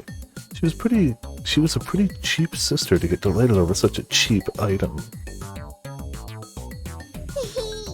お兄 Hey, どう bro, what do you think? Does it look good on me? 全然 Not at all. Oh, お兄 really? のバ Stupid Ed. I was supposed to have been giving her a present, wasn't I? So what's with this treatment? Little sisters weren't supposed to call her brother stupid. Yes, the only fault here is on her. No other party here is in any way at fault for that being the outcome in her response. What kind of education have you been receiving, huh? Go play 100 eroge. What? What? What does that even mean? No, oh, because he gave her a present, he should react in the way. Okay, I think that's what he's trying to get バ at. Dummy. She was grinning perkily. I was getting really pissed off here. カこれ気に入っちゃったから Like that, so I'm not gonna return it anymore. Okay? っていうかお兄から Actually, プレゼント I feel like this might be the first time I've ever gotten a present from you. Well, that can't be helped, so I'll take real good care of it for you. Like I care? No one asked you to treasure it. I hadn't gotten it for Nanami's sake to begin with. もう用は済んだんだ If か you're ら done here, go home. 僕は I 暇じゃ have ない things to do. Don't get in my way. Things do you have to do? うん The moment I said it, Nanami pursed her そんな lips. 言い方しなく You て don't も have い to い say じゃ it ん like それ that. And we haven't eaten the clementines yet, and you haven't poured me any tea yet. おめえに飲 I ませ don't る have お茶 any はね tea for you to drink. うんか I'm pissed. Nanami glared at me fixedly, her shoulders tense with anger. At last, her eyes started to well up. 分かったよそんな I に食べ got たら it. 帰 If I'm that much of a bother, I'll leave. Yeah, make it る fast. Ooh, お兄のバカ you big お兄なんて nitwit. みかんの皮で Get 水虫食らって Clementine skin in your eyes and go あ blind. と番組 And I'm not gonna の give back the bangle, idiot. There she goes. Yelling in a voice that resounded piercingly through the room, Nanami grabbed her bag and bolted out with a tremendous energy.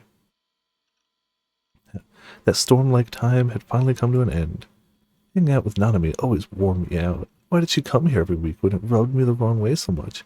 Become a bit observant, will ya? Literally checking to see if you're alive and try to get you out of the literal metal box on the roof you call a house every now and again, bring you some food to make sure you're eating something besides just instant ramen, try to get you to drink something besides just Coke. She's horrible. It's awful. Just the worst. Hello. The first melt has ended with results that surpass our expectations. Have we seen Nozomi before? That rings a bell. Only slight discrepancies between the GE's rates rises and our initial calculations.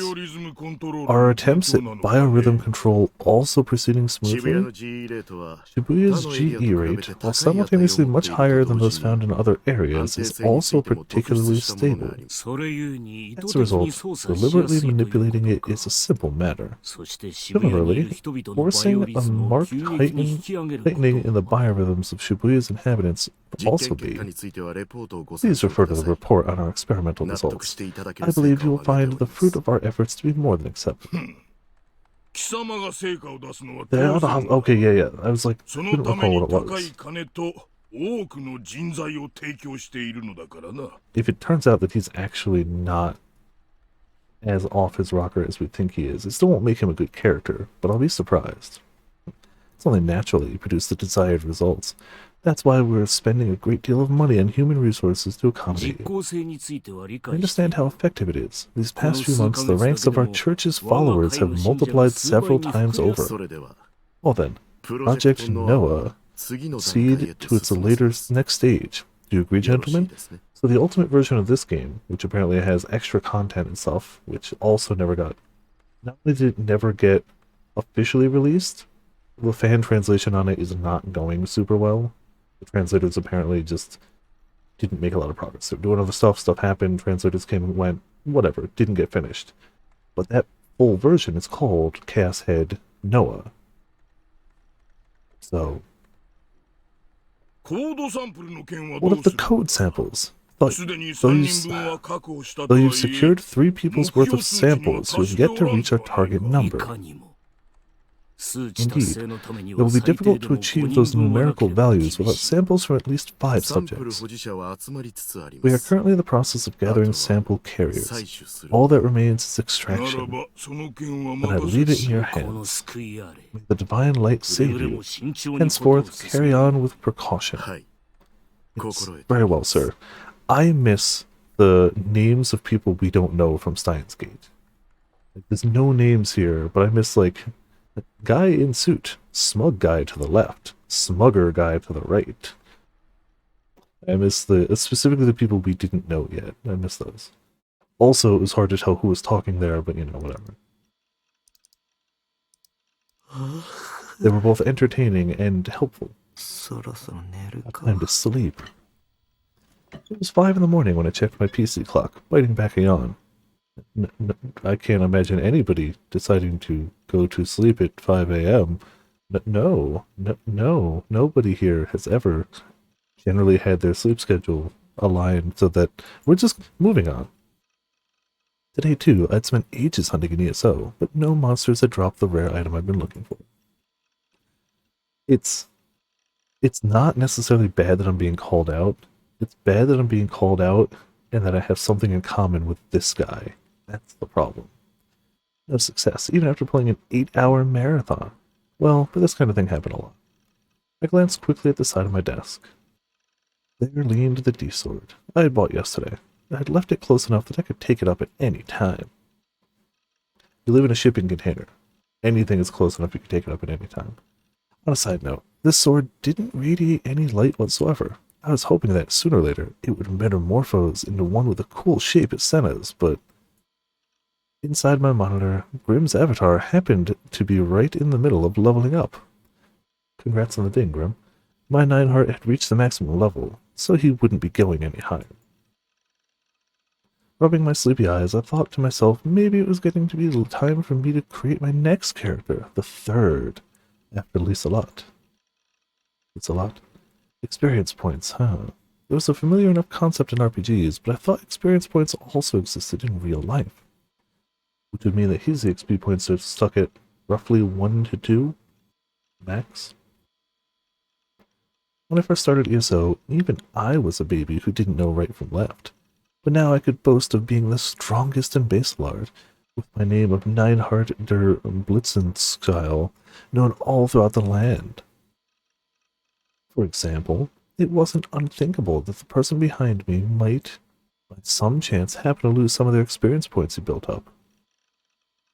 Then maybe it would be all too natural for me to forget things I'd known. Maybe the fuzzinesses in my memories could be traced back to the same source. What? Hold on. I actually gotta blow my nose, but I gotta parse that again.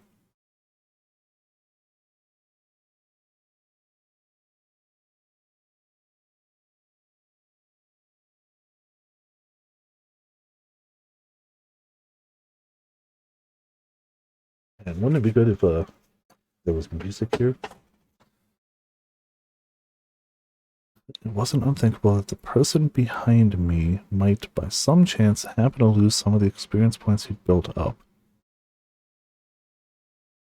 Maybe this is the type of game where, like, you can lose experience, and he's equating that to, like, real-life memories, but I don't quite get what he's saying. Oop, no. Yeah, which was based off of Final Fantasy XI, which was much more heavily inspired by the earlier type of MMOs than, like, the WoW style, which this would also be inspired by. So, like, it seems feasible. Still a weird connection, but I think I get what he's going for. And then there was Shogun and the Demon Girl. Well, now we know for sure Shogun's him. Before my experience points got cleared, perhaps it had been perfectly normal for me, the person behind me, to post under the handle of Shogun in chats, and to spend time IRL with the Demon Girl with Remy. No, that was certainly improbable, but in the past I might have possessed a power capable of letting me square off with that Demon Girl. Was I the only person who had thoughts like this? Although I also felt like it wasn't in a particularly strange or mysterious way of thinking. Because the only thing human beings have to go by are the fundamental standards they've come up with all on their own. Maybe even now I, not just me, but everyone in the whole world, was judging everything wrong while living out my day-to-day life. I don't really get what he's getting at.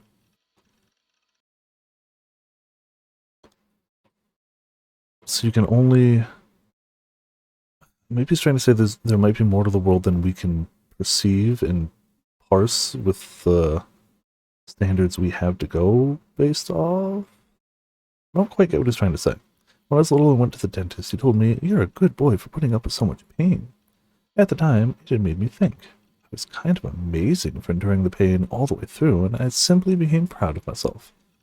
Thinking back on it now, however, the comment had probably been based on judging the degree of pain by the relative progression of the cavity. But even with the exact same level of pain, there might be people who could bear it and people who couldn't. Okay. In other words, I suspected that people might be utterly different in how they recognize and experience such sensations. Yes, that's reasonable. Take giving birth, for instance. Online, I'd often seen people saying that though women are able to hold out through the pain of labor, it would be inherently impossible for men. Take marathon runners, for instance. Maybe they excel not because of the power of their bodies, but instead because of their ability to endure pain. Okay, different people experience different sensations differently. Reasonable and fair. Take sadists and masochists, for instance. If there are people who enjoy hurting others, then there are also those who feel pleasure when others hurt them. In short, I figured that the way people felt things and the strength of their inner nature, their ability to put up with it, varied from person to person. Okay. I don't get what started all this or where he's going, but I get what he's saying now. Perhaps the level of pain in the toothaches and headaches I endured from time to time, and truth far surpassed the range of pain an ordinary person could take. Probably not, but theoretically possible, I guess. Excuse me, maybe you're some pain dealing with master. Or you're a normal person. And if I pass the same level of pain onto someone else in the same manner as a relay runner passing on his baton, the agony of it would make them go into shock and die. Again, I get where he's going with, but I'm pretty sure he's not some superhuman that can handle pain, but you know. Hey Bird, welcome to Vital Random Chat. Thank you for the host. How are you doing tonight? The conclusion this led me to was the selfish delusion that maybe I was a very... Okay, that's what it led to. I was like, where's this going? He's like, I'm special. I get headaches occasionally, but if those headaches were to be felt by somebody else, it would cripple them. So me dealing with those headaches is special. Got it. Yeah. Okay, I was like, where's this going to? That's it. 特殊な人間か。 Not to say there aren't people out there that have to deal with chronic headaches and migraines and stuff like that that would probably cripple somebody else. I'm just saying, he ain't that person. A very special type of human being. What I'm making a big deal out of. Like, I've gotten a migraine like once in my life.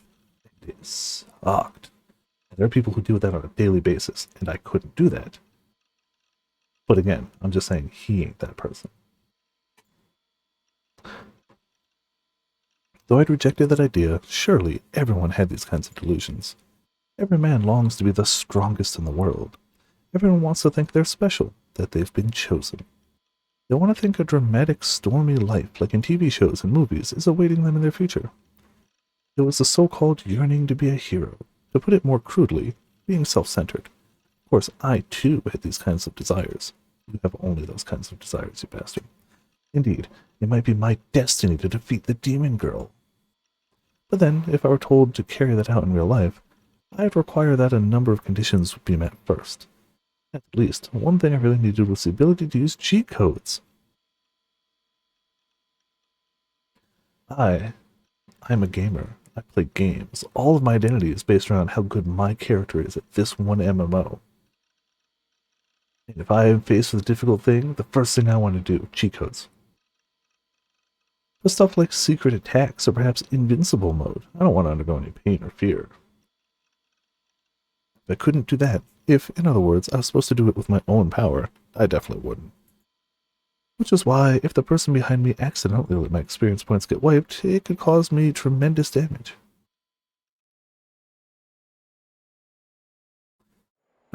Still don't get the overall point of that whole scene, but sure. I'm sure at some point later we'll go, oh, that. Today I got to school just in time not to be late. I guess it was indeed unreasonable to play online games till morning on a day when I had school. I wouldn't have made it if I hadn't run. When I reached the front of my classroom, I breathed deeply to collect myself. I mustn't do anything to draw my classmates' attention. For me, coming late would be a fatal mistake. My life would implode as soon as some juvie set his eyes on me.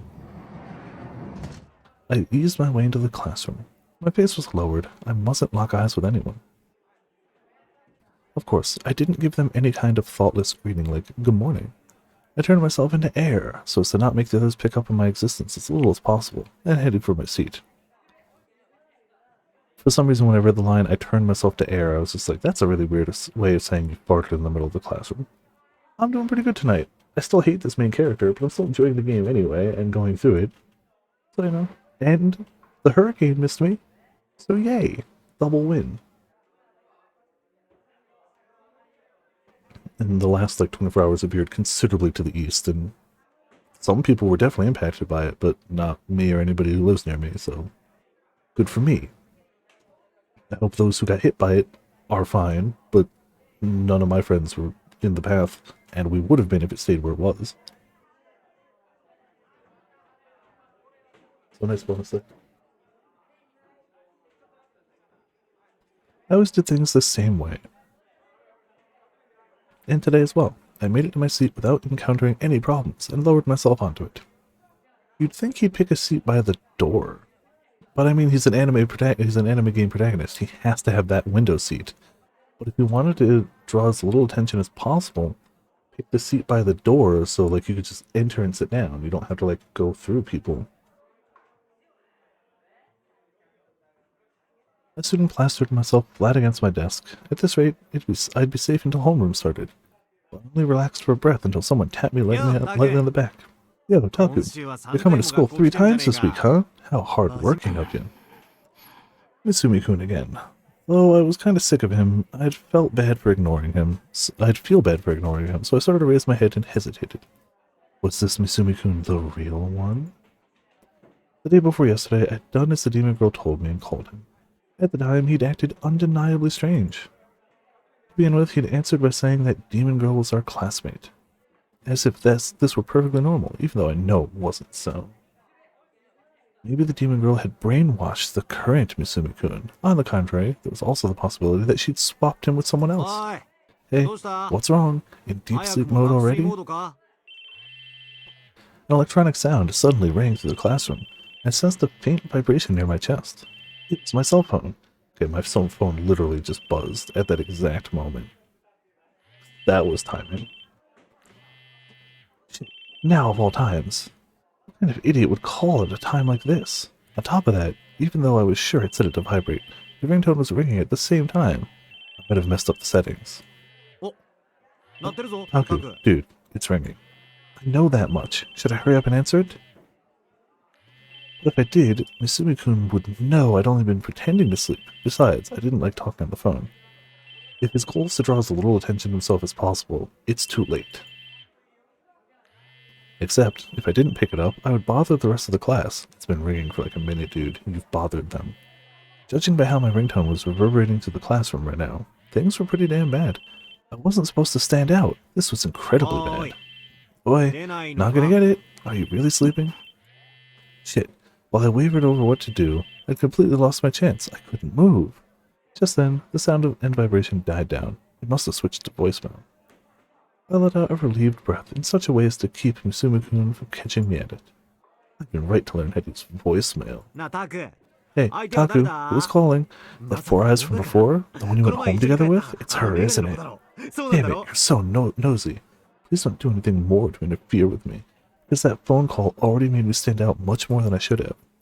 Had Misumi-kun always been this persistent? Clearly. If he hadn't, you'd never end up talking with each other. Though his forwardness remained the same, I felt like he'd become a little more sensitive in the past. Stop it, won't you? I heard that voice from close by Misumi-kun. Let him be, Daijin. Don't know why, but he seems tired. I can't imagine why he'd be tired. She was in this classroom as though it were natural for her to be here. Whatever, you probably spent too much time gaming. Yeah. You're too soft on Taku. Yeah, because you're the enemy of all women. I mean, she's not wrong. No need to be nice to a guy like you. She was chatting away as though it were natural for her to do so. She was blending in as though it were natural for her to belong with us. I was too horrified to raise my head. I didn't want to acknowledge the fact that she was here. Well, even if you aren't nice to me, I've got plenty of other girls to take care of that. Oh my. That's why I keep telling you, it's not a good idea to say that kind of thing. Your girlfriend's gonna cry if she hears you. Not that I know who your girlfriend of the moment is. See? The bell rang. The teacher's coming. Had the demon girl truly been my classmate from the beginning? No, that's impossible. 2 days ago, she hadn't been here. At least the only person who'd come to talk to me that day was Misumi-kun. Yesterday, I hadn't come to school, and today she was here. How? How had she wormed her way in? When the chime signaling the start of homeroom rang, everyone took their own seats. Sensing that, I gingerly raised my head. I surveyed my surroundings with my eyes alone. I wanted the voice from earlier to have been an illusion. To prove that to myself, I had to make sure that girl wasn't anywhere in this classroom. I didn't see her. I didn't see that girl's form anywhere. Had she been a hallucination after all? My seat was in the 5th row from the front. There were 9 rows in total. She wasn't in any of the rows in front of me, which meant behind me. But I couldn't turn around. I couldn't do something so likely to catch others' attention. That's how strict he is about don't draw attention. He can't turn around. That would be awful. Shit, I feel incredibly fidgety. Was she really in here or not? My neck muscles weren't prickling. No one was looking at me. I didn't feel the gaze. Was she? Wasn't she? Which one? Staring steadily down at the top of my desk, I attempted to search out that girl's existence by her presence alone. Right then, I heard the sound of our homeroom teacher entering the classroom. I'd forgotten his name. I had the feeling that it had been something like Sukada. He was a PE teacher who graduated from a PE college, a total musclehead. But he wasn't hot-blooded and didn't use corporal punishment. If I had to put it one way or the other, I'd say he was the type to get a joke. For some reason, the class started going into a commotion, but at the moment my attention was completely occupied by seeking out the demon girl. Like I could possibly detect her through her presence alone. This wasn't a manga. Was I a fool or what? Yeah, you don't see the like go go go go go go go coming from behind you. From today on, we've got a new transfer student. Teacher muttered. I see. That was the reason there'd been a fuss. Come on, Orihara. Orihara?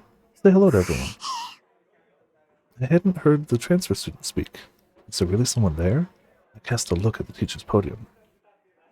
There was someone there, no doubt about it. That's a person. That is a someone. Yeah, that's true. I've yet to go back and like retry a choice, so I really don't know how much they change. I'm kind of just doing it the way I would play any other visual novels. Like I'm going straight through, try to vary stuff afterwards. She was remarkably small, maybe even more of a runt than Naname. She was the moe type who looked a little timid and gave off an aura of having been bullied. I'd say she reached the so-so level for a 3D girl. For some reason, she was facing down, and the corners of her eyes were full of tears. My classmates' commotion increased in response to the fact that she wasn't trying to say anything. Our teacher patted her on the shoulder considerably. Well, seems like Orihara is a little nervous. Okay, no need for greeting. This is Orihara Kozu? Kozue? Get along with her, okay? Wait, how did he say it? Kozue. Orihara, your seat's the furthest back. It's okay to sit down now. Without saying a single word, the transfer student bowed her head and began walking my way. Her seat was 4 rows behind mine. I wondered if I should pretend to watch the transfer student walk to the back in order to check the faces of the people in the rows behind me. That itself would be fairly attention-grabbing behavior, yes. Looking at the new transfer student as they passed you by, totally attention-grabbing behavior, totally. There was also the dread that the delinquents might pick a meaningless fight with me, saying, "Don't start drooling over the transfer student just because you think she's cute." Excuse me. What should I do? Should I turn around, or would it be better to wait until homeroom ended? I hung my head and clenched my fists. There was no good. I didn't have the guts to do it. What if I turned around and my eyes met that girl's? The thought of it made me shudder. He's like me. Her voice undoubtedly had reached my ears. The transfer student passed close by my desk. Eh? Before I knew it, I'd unconsciously raised my face. The transfer student paused beside my desk for the barest of seconds, but she didn't turn towards me. Glad we're in the same class. That was all. The transfer student soon retreated further and further away from my seat. Had she been speaking to me? Why had she started talking to me all of a sudden? I resembled her? She was glad we were in the same class? There's a human being that likes being around him? Had we met once before? I honestly kind of believe that his friend actually only hangs around with him because it makes him look drastically better by comparison. Just like, wow, you know, compared to that guy, you're a catch. I think that's the key to his success. Had we met once before? No, I had absolutely no recollection of her face. I don't think he remembers like anything. Unlike in certain eroge, I didn't have a childhood friend I'd played together with in the distant past. Was I becoming popular with girls after all? I assure you, no. Or else, was that transfer student too one of the demon girl's subordinates? Yep, the conspiracy deepens. Everybody's one of the demon girl's subordinates. If so, the dragnet had tightened around me yet again. I was in the midst of running out of places to flee to.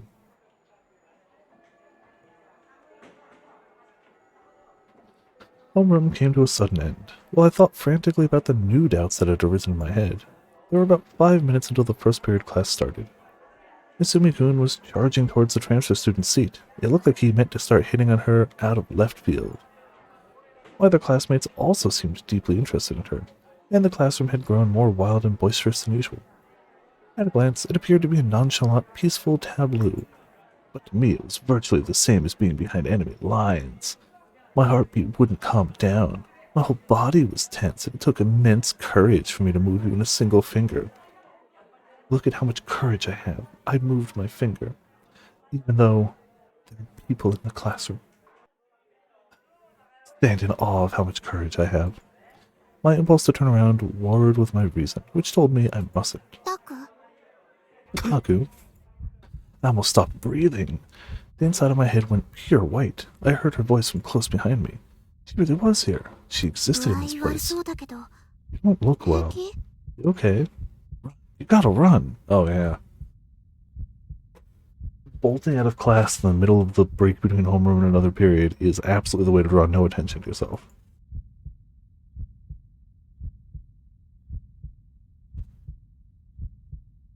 No matter how I thought it, my legs were trembling, and it didn't seem like I'd be able to stand up well.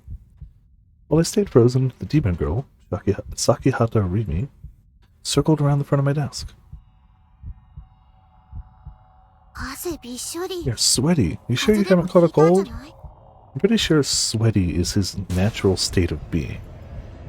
In the same way as 2 days ago, she spoke to me as though she were worried for me. In the same way as 2 days ago, she held out a handkerchief with a soft floral scent to it. Instead of accepting it, I hastily wiped my sweat with my なん hand. て Why? Huh? What is it? I couldn't meet her eyes, though I could tell from the tone of her voice that she was smiling. さっき What did she say to you? Rimi crouched in place so her eyes were on the same level as mine, and propped her chin up on her hands. She took a peek at my face. I desperately averted my eyes. Damn it, she seemed determined not to let me escape. My anxiety threatened to tear open my heart. Somebody す save っ me! ごく気になる Super curious. What was she talking about? Who had said what to me? 転校生 This is a bit weird because it almost seemed like the transfer student wasn't saying anything. It almost seems like he was hearing her thoughts or something. Apparently, he heard what she was saying. So maybe she either did like whisper something, which would be even weirder. Somebody unable to talk in the front of the class would like whisper something audibly loud enough for this random otaku guy midway to the back of the class.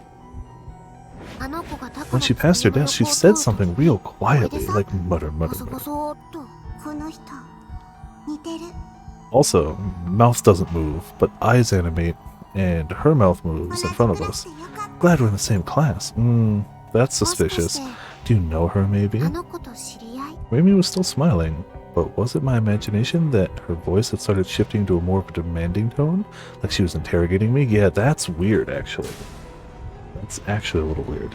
So weird. I gotta blow my nose again. Sorry.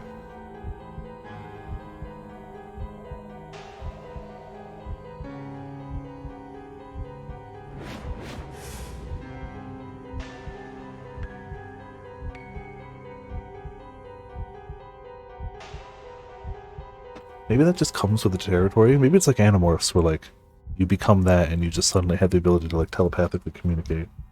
I don't know. I don't know.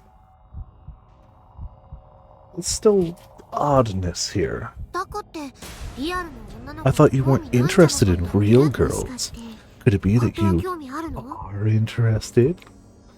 What do you plan to do after asking that?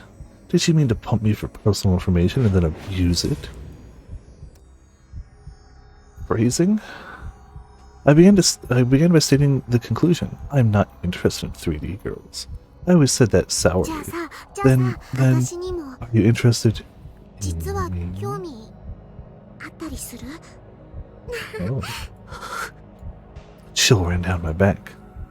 Though I just wiped it, fresh sweat sprang from my forehead. Again, his natural state of being is just... I don't even think him like dripping sweat. I think of him with just like a fire hose on his head, just sweat, just everywhere. I don't know how his computer manages to stay functioning through that. Had that been advance notice that she would kill me? Or was the demon girl inviting me to become her comrade? Or else did she intend to seduce me and trap me by acting moe? Why not all three? Why not just go for the conspiracy trifecta and say all three simultaneously? The danger signals rang on and on in my head. Don't talk with the demon any longer, otherwise she'll destroy me. あ、タク？ If she wanted to kill you, she's had ample time to do it. Like, she's had truly a staggering amount of opportunities to just straight murder you, if she wanted to do that. I was frantic. I managed to stand up hastily and dash out of the classroom, running into other people's desks here and there along the way. No attention, successful.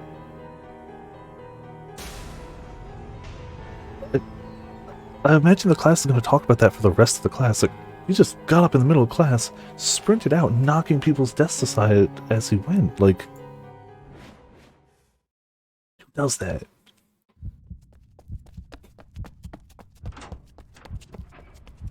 He does, apparently, but...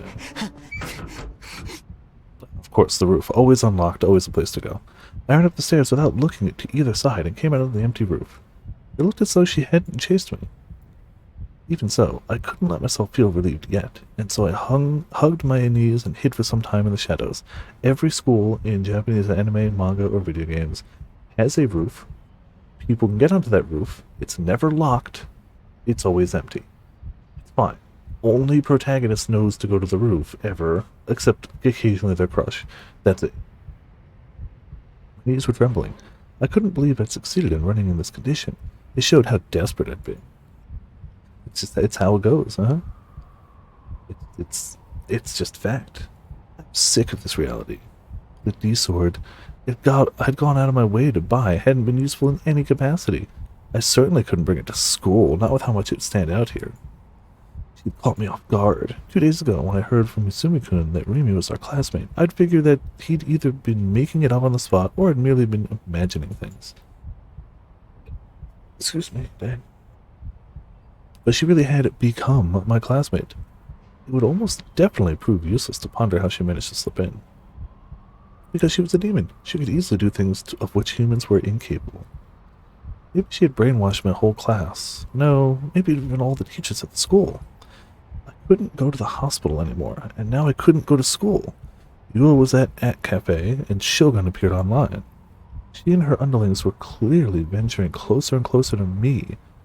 They were constantly launching psychological attacks at me. Okay. If we're running with his conspiracy theory that all these things are happening to stop him, why? Why would somebody set up this massive conspiracy between multiple people in multiple locations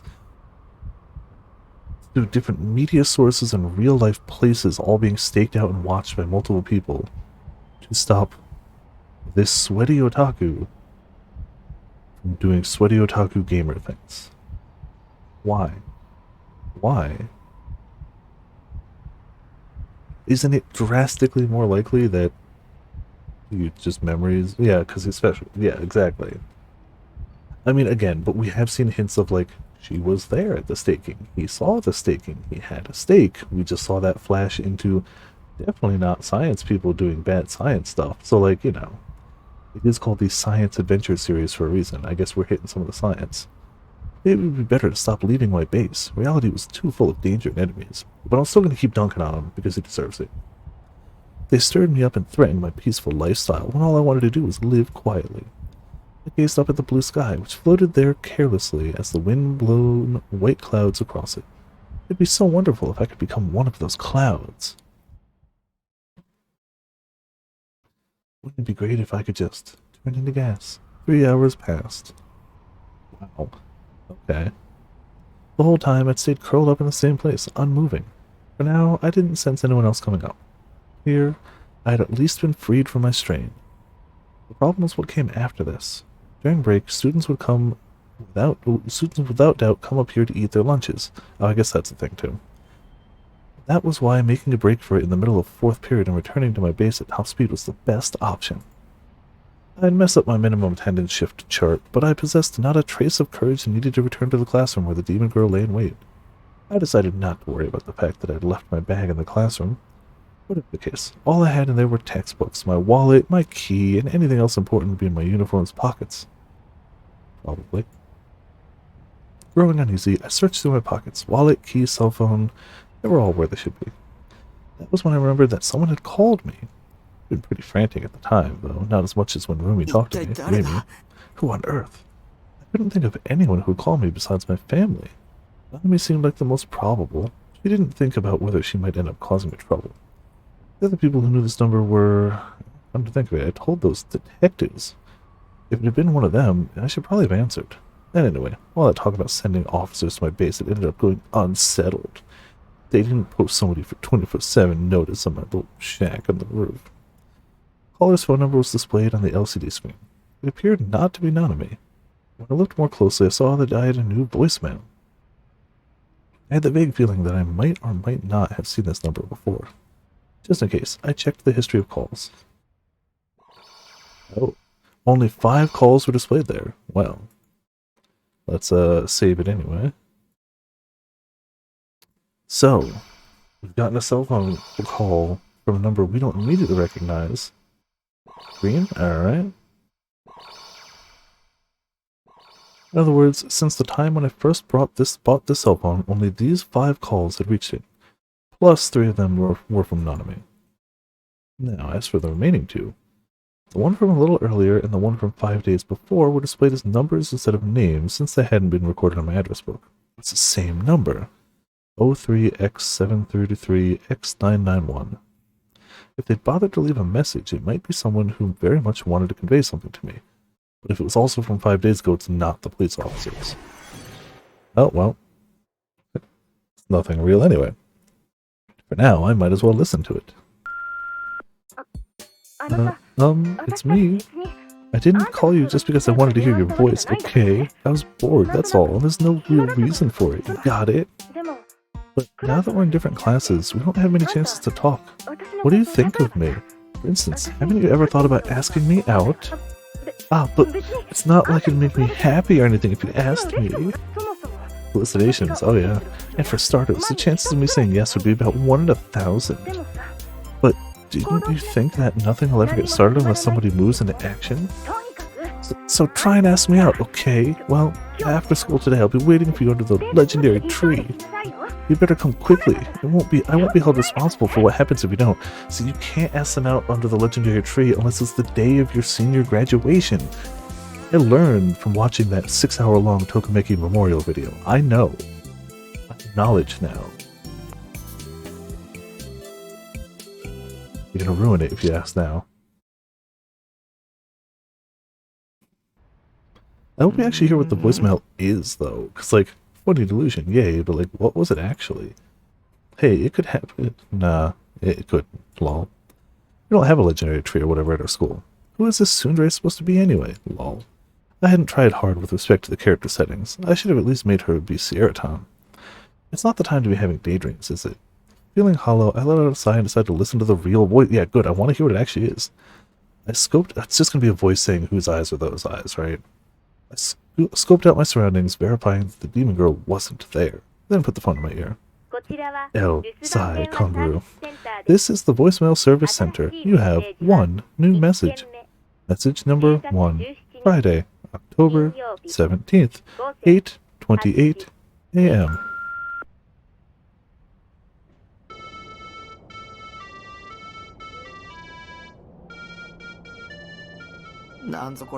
Have to say, zero part of me expected that. What's this? Rather than anyone's voice, what I heard was a deeply familiar melody. I had the sense that it was ringing out from a slight distance. Perhaps the person on the other end of the line had been near a traffic light? The song was often played at pedestrian crosswalks in order to let people with visual disabilities know when the lights turned green. By the way, it was a children's song called Let Me Pass. Though a lot of people know the melody, far fewer know the lyrics. On a side note, I know them because I'd learned them in middle school. Well, it wasn't as though I remember them perfectly. Let me pass, let me pass. Where will this path take me? It's the path to the Tenjin Shrine. Will you please let me pass? Not if you have no business here. To celebrate my child turning 7. He said he didn't remember them perfectly. I can imagine some of these being off. I've come to present a tithe. Going there is easy, but coming home is... What? It sounded like coming home is beep boop beep boop. Wasn't very auspicious. What with how it reminded me of an ambulance. Meh, must have been a coincidence, but it was creepy all the same. Huh? The instant after the traffic signal's melody got cut off, there came a massively high volume sound akin to that of a buzzer. It was so loud, I didn't waste a second in taking the phone away from my ear. What? When I gingerly returned the phone to my ear, the message had already finished playing. What had it been at the very end? I might have faintly heard a roar like the ground rumbling. That buzzer was something completely separate from the melody of the traffic light. For it to have such tremendous volume, all I could assume was that the phone's receiver had been deliberately placed close to the source of the sound. Frank. My heart began to race when I thought that. Had I done anything to earn someone's dislike? Who had made this call to me anyway? Oh, excuse me. I could return the call using the number displayed on my phone, but I wouldn't be able to bring myself to redial a prank caller. In the end, my only available choice was to leave it be. Besides, my current situation was far worse than a prank call like this. There's a girl in my class, and she talked to me. We're at DEF CON level... Demon girl? I got nothing. Started that, had no finish to it. I put the phone away in my pocket and left school, carefully observing what lay around me all the while. Alright.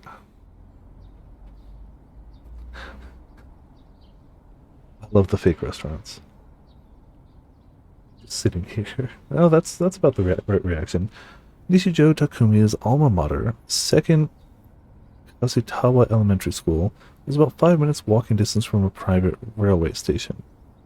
Thinking that he'd like to speak with the teacher who had been responsible for Nichijo Takumi during elementary school, Ban Yasuji attempted to contact him via phone. Was told that, sadly, he had passed away. Ban is one of the detectives, right? Poorly. He only goes to school 2 to 3 days a week, and only then for half the day, just to get the bare minimum attendance to not get kicked out. And otherwise stays in his shipping container. He used to go to a net cafe, but now he doesn't because somebody's onto him. Because somebody found proof of him going there and posting under a name that he didn't know he posted by. So he freaked out. Then, resorting to speaking instead with the one who had answered the phone, the head teacher, Kamio, went to the school together with his partner. Okay, yeah, it's those two. It's proof that he does. Well, he makes his money by doing real money trading in MMOs. He makes so much in-game stuff, he sells it for real money, and he has enough money. His dad owns the building his shipping container's on top of. So, money and living conditions wise, that's how he does that. Yeah. He's every type of asshole. He goes to school, he actually has it mapped out exactly how much the minimum he has to go to school is for, and does that. That's about it. He occasionally ventures out to, like, buy figurines. All he drinks is cola. Yep. Excuse me. As it was a Saturday, the school gates were closed. The two detectives, Ban and Suwa, stopped there and looked over at the school building. Excuse me, dang, tonight. An extraordinarily eye-catching, brilliantly colored mural. was painted on the white outer wall. Was it? Without any knowledge of art or aesthetics, Bon had no idea what it signified. But the way the spiral-shaped painting changed to 7 different colors as it went from top to bottom reminded him of a rainbow. While Bon gazed at the mural and fanned himself with his handheld fan, his partner, Sua, pressed the intercom button near the school gates. Ban abruptly looked around. He had the feeling that someone was watching him. It was a particularly clingy and unpleasant gaze. Am I as cool looking as all that? He tried striking a casual pose, one that was dandy, cool, refined. Senpai, why are you making a weird pose like that? They say to go around to the back. There's supposed to be a side door. Ban stopped posing, sighed once, and began to walk. They were quick to locate the staff room. The side door soon led to the school's rear entrance hallway, and getting to the staff room only required turning down one corridor. Naturally, there were no children present in the building, and to the 2 detectives it felt chillier than when they'd been outside, although this could have been an illusion created by the slick linoleum floor. There were 3 teachers in the staff room. One of them rose and bowed his head upon seeing the detectives enter. He was Kamio, with a mild smile and mostly white hair swept over with a side part.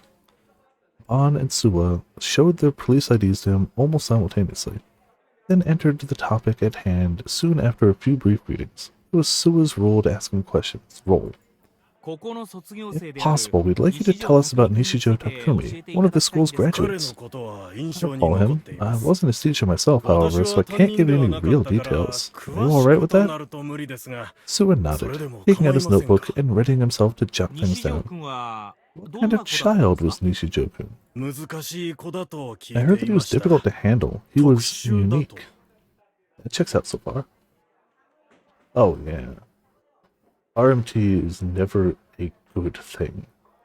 That's one of the few things I think Blizzard actually did right, is their way of handling real money trading. Now, you can never stop it, but they made it a thing you can just do in the game, effectively.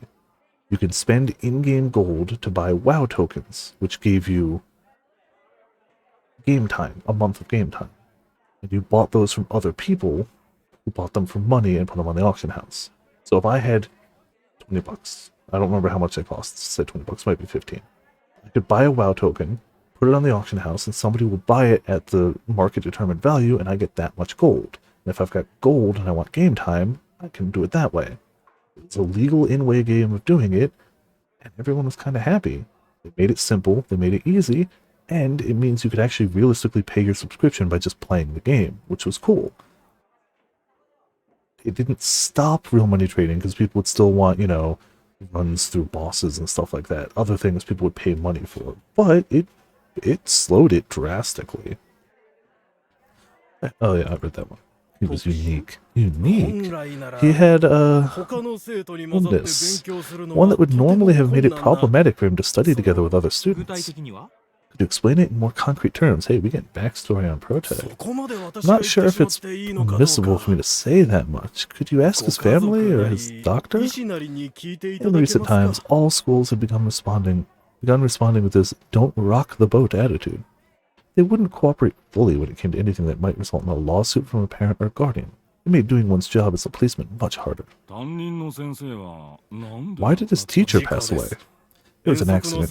During a field trip, the bus they were on ran into a collapsing... okay, yeah. We knew about that. I know about that. They showed it on the news, and we saw that happen. The children were only injured, thank God. All of their lives ended up being saved, but Mr. Saito ended up as the sole victim. It was so hard to bear thinking about it. Did Nishijo-kun become caught up in the accident as well? Kamio gave a small side-to-side shake of his head in response to Bon's question. He stayed home from school that day, so he wasn't on the bus. Why did he stay home? I seem to remember hearing something about his illness having worsened. We know his mom told him to stay home, because she... Insert excuse here as to why she didn't want him to go on the trip. It wasn't like anything major or important. I don't remember exactly what it was, but it was some just flimsy of like, man, we didn't want you to go excuse. Bond too had a faint recollection of that accident. After the accident, glancing at the TV had shown him the mass media swarming day after day around the house of the one male child who hadn't been あれ involved. は悲 It's a very しい sad 事故だ accident. ったんですよ There's very few. Damn it! I was about to say there's very few happy accidents, but I was like, oh, bro. For some reason, as Kamio repeated himself, he placed a strong emphasis on the word accident. It's a weird scene to show and cut off there. So there definitely was something weird about him in earlier school. Yeah, she never did give him a good reason. It's a custom of mine to chat with Grim a bit before starting ESO. Oh, hey, it's Grim. We usually don't chat about anything important, usually just new gen murders. We exchange information about interesting threads on the channel, go on and on about Arrow stuff, recommend new comics to one another, or discuss the previous day's anime. Casual stuff like that. Surprisingly, we didn't talk about ESO much. Why, you ask? Because we talk it to death afterwards while we played ESO. Has there been some kind of weird prank going around lately? Sauce, please. Nah, I just heard about it from someone I know. I don't know if it's really going around or not. Seems like they're playing weird sounds. Do your cell phone's voicemail? Like a Moe voice saying Arrow stuff to you? Lol. What Arrow game are you thinking of? All of them. On the contrary, wouldn't you want them to hurry up and do that to you? Well then, whose eyes are those eyes? As usual, Grim had to go and use those words. He'd made my mood go sour in an instant. Plus, his Japanese was strange. Were those words so fascinating that they merited being shoehorned in even when they didn't fit? At least they didn't fascinate me one bit. Far from it, they made me go cold. But no point in fighting with him about it, not before I finished asking about the prank. I simply had to put up with him. Like the sound of a fake otaku fapping, lol, a freak. That's foul. To answer you seriously, it's Let Me Pass. Let Me Pass? That's a song, right? The one they play at crosswalks? Yeah. Then in the middle, it suddenly switches to a sound like a buzzer. I like how he has nothing positive to say about Grim, apparently, but like they keep chatting. Go to sleep? Yeah, no worries. Rest up. See you around, Potions. Thanks for hopping by for our weekly protag hating stream. Apparently, it's a pretty high decibel. Ever heard of a prank like that? Seems like the kind of thing that be a fad at channel, doesn't it? A mysterious buzzer-like noise that had been recorded in my voicemail yesterday. I didn't know whose handiwork it was, and something about it concerned me, so I had to go at asking if Grim had heard of it. If it were purely a prank call, all I'd have to do from here on out was ignore it. Huh? Grim wasn't reacting. I wonder why. Oi! You drift off? Still no reaction. It was rare for Grim to fall asleep like this. In fact, it hadn't happened once in the past. But if he was asleep, there was no helping it. We'd meet later in ESO anyway, and I could raise the subject again then. The moment I thought that and started to rise from my seat, I kept waiting. I was searching at channel. For stuff about your prank, yeah, which he could have done too. But you know, oh, so that's what he'd been. In other words, it meant that even the super knowledgeable Grim hadn't known about this prank. But no one was talking about it anyways. Forget that channel. It isn't anywhere online. That suggests that the prankster had done it because they harbored some kind of personal grudge against me. Okay. Next thing to find out is a Kai main with a lag switch. Ooh. Oh. A Kai main with a lag switch. And then swaps. I'm trying to think of something worse than that, but I got nothing. No, that's pretty. Real money trading. Calls his like figures his actual wives. Kai main lag switch. Yeah, no, that covers all the bases. The identity of the caller concerned me, after all, but I wasn't gutsy enough to call back. But since I knew the phone number, I could use someone as a scapegoat and make them call it for me. Nanami and Misumi-kun seemed like the best choices. No, Misumi-kun was out, because he might have been brainwashed by the demon girl, and Nanami was my little sister, so I wouldn't have any trouble asking her to do it. She'd probably get pissed at me afterwards, but it wouldn't be my problem. Nothing wrong with making her experience societal hardships firsthand every once in a while. Wow, he's so awful. I thanked him, promised to meet him in ESO in a couple hours later, and closed the chat. Right then, my stomach gurgled. Man, I was hungry. Did I have cup ramen stocked up somewhere? I went hunting for it, but couldn't spot it anywhere. I reluctantly decided to go get some at a convenience store. I guess he does leave occasionally for cup ramen. The sun had already set. If possible, I'd have preferred to avoid walking around after dark, because lately, all it had given me were more nasty memories. Yeah, I know, but I unthinkingly hastened my pace, hurrying down the road to the store. Today is Saturday, so I would have expected to cross paths with any number of pedestrians, but so far I hadn't encountered a single one. On a Saturday night in Shibuya? Populated part of... Okay. The stores that were always open had been closed. It was a tad strange. A tad strange. Maybe I was under the wrong impression, like thinking it was 7 p.m. when in actuality it was around 2 a.m.? Okay, maybe not. Even so, it was far too quiet. For the most part, I couldn't hear any miscellaneous city noises. The town's ambiance was different than usual. Okay, that's weird. I arrived at the convenience store in the Shinsen Plaza. The plaza was in front of the train station, but there wasn't a single person here either. I was gradually starting to get scared. Yeah. The sudden absence of something I'd taken for granted, that alone was enough to give me the sense that I'd fallen into another world. Under ordinary circumstances, I skirted away from meeting with and talking to people, but right now, I just wanted to see someone's face. I ran inside the convenience store. There absolutely had to be a clerk in here, so I thought as I surveyed the store's interior. And just like, oh, no one was there. Like, it's not even a drastically different setup from convenience stores around here. But like, I just see this picture, and I'm brought immediately into the Yakuza, like, universe. Like, there's just something about, like, this exact setup that's just like, that's Yakuza. Right it is. No customers, not even a cashier. You're kidding. まさか This wasn't possible. The cashier had to be doing something in this back of the store. If I brought some goods up to the register, they'd soon reemerge. That was why, in the end, I took my time picking a boxed lunch, while pretending to check out some manga magazines. I set my boxed lunch down on the register. No one came out, after all. Somehow I had a bad feeling about this. Really. It wasn't normal at all. He's right. For once, he's right. Maybe I'd stumbled onto some truly unthinkable scene. Oh, okay. Standing in front of the register, I cast a careless look outside the store. Beyond the automatic glass doors lay the road upon which not a single person was walking. I saw a human form in the shadows of the apartment complexes sandwiched in the street. Ah. The form soon hid away. Even so, I had seen it distinctly. The figure's hand had been holding up something like a long, black pipe. It resembled... Wasn't it a sniper rifle?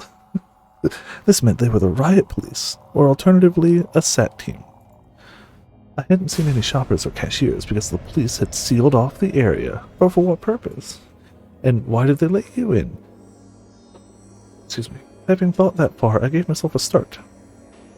I swiftly looked around the inside of the store, then concealed myself in the shadow of a shelf. What if?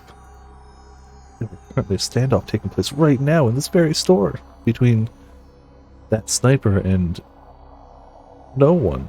The criminal, having taken the cashier hostage, could have holed up in the back room. That criminal might be the true new-gen perpetrator. What a development! I crouched in place and cradled my head. Why had I ended up coming to such a dangerous place? More importantly, the police were the police. If you shut down the area, you should have stopped me before I went into the store. And if they were having a showdown at this store, why would the blocks around it be shut? Okay. Because delusions. Was there no way for me to get outside? If I stayed here, I'd end up as a hostage too. Luckily, I hadn't bumped into the criminal yet. If he was holding up to the back room, it would be best to flee now. I was so frightened, my knees quaked. It took a tremendous effort merely to stand up. Even so, I hovered low and stealthily. hovered low and stealthily made for the automatic door. This is a notice to the criminal. It began with the kind of cliche declaration that you wouldn't even hear on a TV detective show anymore. From outside the store, a policeman began roaring through an amplifier. Startled, I hid deeper in the shadows in the shop. You are completely surrounded. Release your hostages and come out quietly. What an endlessly stereotypical way to call him out. Don't you have a negotiator or something? We'll give you 30 seconds to make your decision. So short, 30 seconds, he said. You are to surrender by then. If not, we'll be forced to take action. Wait, leaping into action? Do you mean to expose the hostages to danger? Do that in contemporary Japan and the public and the media will bash you like there's no tomorrow. What the hell were the police thinking? I stifled my breathing and curled up into a ball. My heart hammered away incredibly fast. It felt like it would tear itself to pieces. If the police broke their way in by force, this convenience store would surely become a battlefield. I'd get caught up in it without having any say in the matter. I might die from being hit by a stray bullet, anything but that. I couldn't see the criminal's movements. The store was silent. I became irritated. Why was... It's just something about like, oh man, I'm in a hostage situation. We're surrounded. I'm irritated. Why was the criminal acting like such a friggin' idiot? Hurry up and surrender, please. If you don't, I'll get tangled up in it. How dare you inconvenience me?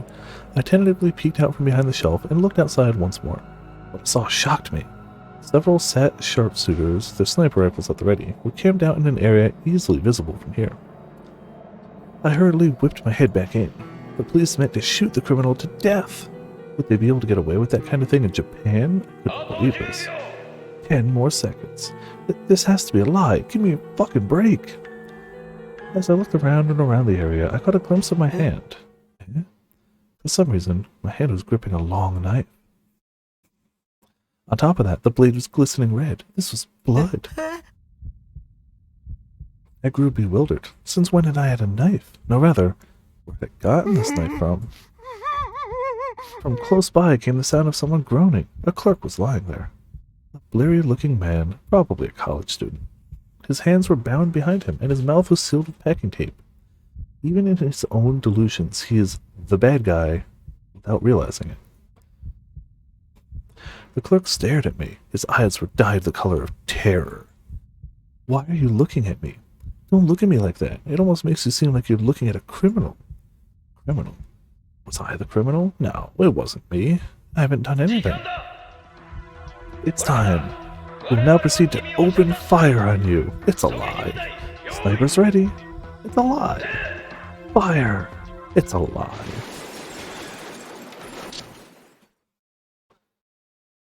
Yep. There's no such thing as policemen like that. Anyway, what was up with the whole yelling fire bit? It's not like this were a Sengoku-era battle. Several minutes passed while I fantasized. Just him just there, staring off. For minutes, in an empty, desolate town, there was no indication that a cashier would appear. I very much wanted to believe that the clerk had dozed off, so I tried waiting another 5 minutes. But in that time, neither cashier nor any other customers appeared. I didn't even hear any sounds. At last I became frightened and returned the box lunch to its original shelf before leaving. He may be a bastard, but he stops. He draws the line at shoplifting. I went to a railroad crossing located close behind the station. To be fair, I truly believe he didn't stop. He doesn't draw the line there because he thinks it's bad. He just doesn't want trouble, I imagine. From here, I had a good view of the Shinsen station platform. I presumed that here, if nowhere else, couldn't possibly be devoid of people, but no one was there, after all. I waited for the train to come in. Once it came, there would have to be passengers getting off. Even if no one left, I'd see them riding on the train as it passed before me. I'm guessing no train. I waited for 10 minutes and still no train came. I'm guessing they're usually more regular than that. I tried to make myself think there'd been a fatal accident, one that had messed up the train schedules, but as before, no customers whatsoever emerged onto the platform. Having come to this point, I finally realized the gravity of the situation. Strange. This was bizarre. Oh, yeah, I should try going to Shibuya Station. People would definitely be there, no doubt about it. Just like you said, they'd definitely be here. 24 hours a day, it didn't matter when. People were always without fail in the Shibuya Station Plaza. I broke into a run without a moment's hesitation. I ran as if my life depended on it. I didn't want to stop, even when my breath came up short. It might have been the first time I'd run with all my might since I was born. As I ran, I prayed for this to be some kind of tasteless nightmare, but it wasn't a dream. My heart and lungs hurt so badly it felt like they were shredding. It was a pain that transcended the dimension of dreams. You out of shape. I was surprised at the extreme fervor of my own breathing. It hurt no matter how much air I sucked in. He just has a heart attack and just dies here. Game over. Happy ending. Like, yeah, whatever Nugent stuff keeps happening, but at least he's dead. As I ran down Dogen Hill, I finally caught sight of the 107 building. By now, my legs had gone unsteady. My body felt astoundingly heavy. Even so, I forced my feet to keep moving forward. I could no longer afford to keep an eye on my surroundings. On the contrary, the entirety of my consciousness was focused on the pedestrian scramble that symbolized Shibuya. A little longer, just a little longer. Once I passed 107, it'd be right there. The largest in Japan. It was the place in Japan where the largest number of people came swarming together all at once, moving simultaneously with the changing of the traffic signals, which is why I had to get to that scramble. The scramble. It's all about that 428 Shibuya scramble.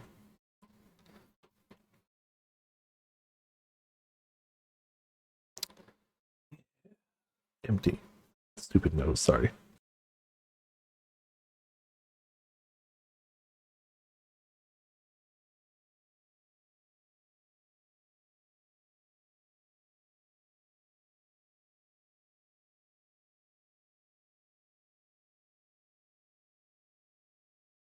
I was gonna say I don't know why my nose is acting up tonight, but I'm honestly gonna blame it on the pressure difference.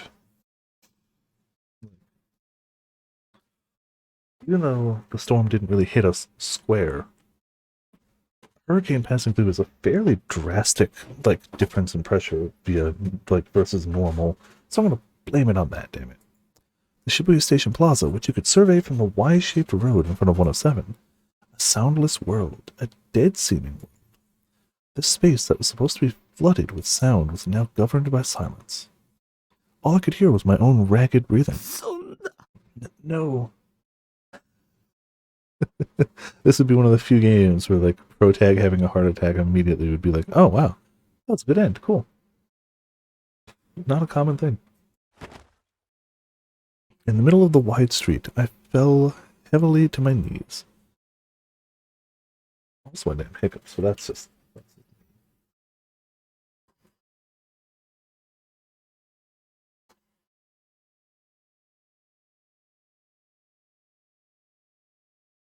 couldn't walk any further than this. Shock had drained all the strength from my body. This is Shibuya, isn't it? Clearly? Right, left, front, back, everywhere. No one was there. Even though 7 on a Saturday night was the time when Shibuya ought to be the most crowded of all. What was happening? It was a lie. This had to be a lie. I closed my eyes and nursed my head. This was a dream, an illusion. There was no way this could be reality. Yes, I had thought I wanted to live a quiet and peaceful life by myself. I didn't want anyone to meddle with me, and I didn't want to get involved in anything. But I hadn't wished for a world without anyone else in it. If no one was there, who would pay for my living expenses? If no one was there, you don't have living expenses. If no one was there, who would make convenience store boxed lunches for me to eat? Okay, that's fair. If no one was there, who would play ESO with me? If no one was there... A sound. I heard a sound. It wasn't me. Someone else had made it. Someone was here. Someone other than me was close by here. I felt like I'd reached salvation. As I'd thought, it had coincidentally happened to appear like no one was here. In truth, not one person had disappeared. I hadn't been left behind in the world all alone. I was so relieved I almost cried. I set my gaze in the direction the sound had come from. Oh, 君は that's... You're... The one there was a boy in a wheelchair. A short distance away from me, though still in the middle of the crossing, he sat quietly in place. At the moment, I couldn't tell quite how old he was. Going by the size of his body, he could only have been an elementary school student. Because his hat was pulled down low over his eyes, I couldn't see much of his expression. Except... we meet at 会え last. たね。 The boy's voice sounded particularly clear to me, feeling as though he'd whispered right into my ear. I unintentionally whirled around, but of course there was no one behind me. あの、これど- What might be, どうなってるん might be ですか？ happening here? Though he was younger than me, I found myself speaking どうして formally. 誰もいないの？ There isn't anyone here. 君は理由を知ってますか？ Do you know the 知っ reason? てるよ。 I know. Despite the fact that his voice sounded young, there was nothing childish about its それより ambience. More 僕のメッ importantly, セージは you received my message. 受け取ってくれた？ Message? I didn't know what he was talking about. 誰だ？ Who are you? 君は The boy moved his wheelchair a tiny bit forward. Perhaps because it was old, simply going forward made it let out rusty その目 noises. 誰の目？ Whose eyes are those This one. eyes, right? I was confused. Why had this boy murmured, whose eyes are those eyes, here and now? What in the world was he? 早く He must awaken 出ないと quickly. As もっ if you とたく don't, さんの人が many more people will die. 君は一 What are 体 you? I rubbed my eyes, wiping away my tears. Thanks to that, I was finally able to take a clear look at the boy's face. Ah. Yes. This boy wasn't even a boy. His skin was wrinkled as an old man's. His cheeks were gaunt. His eye sockets were sunken to a sickly extent. His eyes were clouded. He had no eyebrows. And his body was as small as a child's. I am 将軍だよ。 Shogun. Oh. Okay. For a second, I forgot to breathe. My head rocked with an impact akin to that of being struck by a hammer. The ground shook. No, my body was tilting. I splayed a hand on the asphalt, holding myself up. Just now, what did he said? Shogun. He was 忘れない Shogun. で。君は Forget. You mustn't 逃 run げちゃい away. けない。 I raised my head and watched as Shogun, who had already turned his back to me, left. His wheelchair creaked as it slowly receded into the distance. But we, viewing it from third person, saw him type out messages as Shogun. I thought about chasing after him, demanding all kinds of answers from him. But I didn't think of telling him. How dare you get me involved and hitting him? That sort of thing didn't agree with me. My head had started aching. The area around my temples throbbed sharply. I curled into a fetal position and endured the pain. タク Taku. A single noise began to spread through the soundless world. Whose voice was this? Whose voice is those voice? I don't know. Yeah, one voice. Don't look at me. Taku. The thing that had been a noise gradually transmuted into a real voice. Someone had placed a gentle hand on my shoulder. 邪魔なんだっつうな。 You're in the way. 何してんだろうね What's he 最 doing? 近の若い Kids these なんかの days. パフォーマンスじゃない You sure it's not some kind of performance? Taku. Fighting with my headache, I raised my gaze. Demon girl, Mimi, was crouching over me, peering into my face. Clear eyes filled with life, eyes that looked wholeheartedly at me, only at me. Again, this girl had appeared so suddenly. 歩ける Can you walk? Try to 歩い walk. て She slipped her hand around my side and tried to make me stand up. I shrieked and shook her off. Doesn't it? Yeah. Coming back to myself, I looked around. As before, I was in the middle of the road, but it wasn't empty anymore. There were people 360 degrees around me, in every direction, and they all walked whichever way they pleased without showing any interest in me. タク Taku, looking as if she were about to cry, Mimi extended a hand towards 今 me. は Listen to what I'm about to say. Stay away! When I yelled, the throbbing in my head changed to the direct pain. Even so, intent and uncaring, I crawled to open more distance between me and Rumi. It's you, isn't it? You showed it to me. It's your delusion. 僕の心を支配して controlling my heart, attacking my psyche. You devil. Kill the likes of you with my sword. When I get back to my base, I'll my sword. Good. An abrupt shock shot through my cheek. It stung and began to go hot. Remy had slapped me. Good. I think higher of her as a character now. She was gonna kill me for sure now. You're rambling like a madman in the middle of the busiest street in all of Tokyo. At least this area. I don't know if it's actually the busiest street in all of Tokyo. I have no flipping clue. A busy street intersection. The smart move is to slap you to snap you out of it. She's gonna kill me. On all fours, I scrambled this way and that across the ground, but Remy grabbed my hand in a flash. She pulled me towards her with a strength I found to be unbelievable coming from a girl. Girls can't be strong. Clearly. The strength of the hug was too much to bear. I could feel my head popping off my shoulder. She embraced me. Her soft form enveloped me tenderly. She was very warm. Human beings tend to be.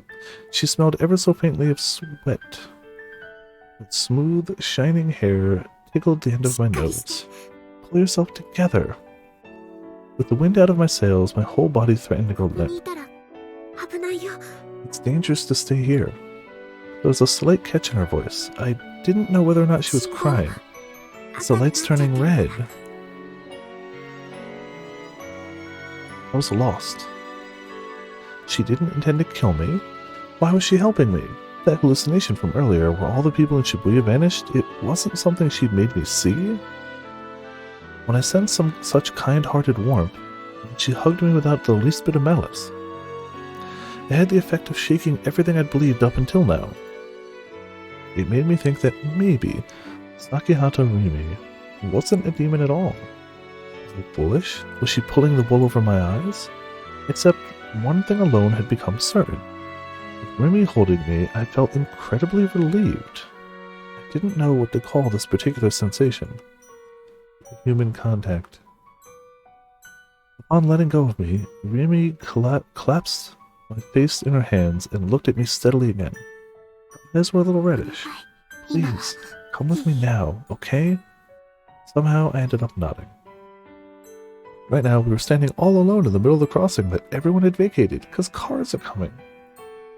The vast number of people waiting for the sidewalk for the light to change were paying close attention to us. I heard laughing voices coming from here and there. Myriad cars pointed their headlights at us and began blaring their horns. Oop. Remy took a firm grip on my hand and began running towards the sidewalk. I followed in her wake as she pulled me. As the honking horns scattered across us, we made it to the sidewalk.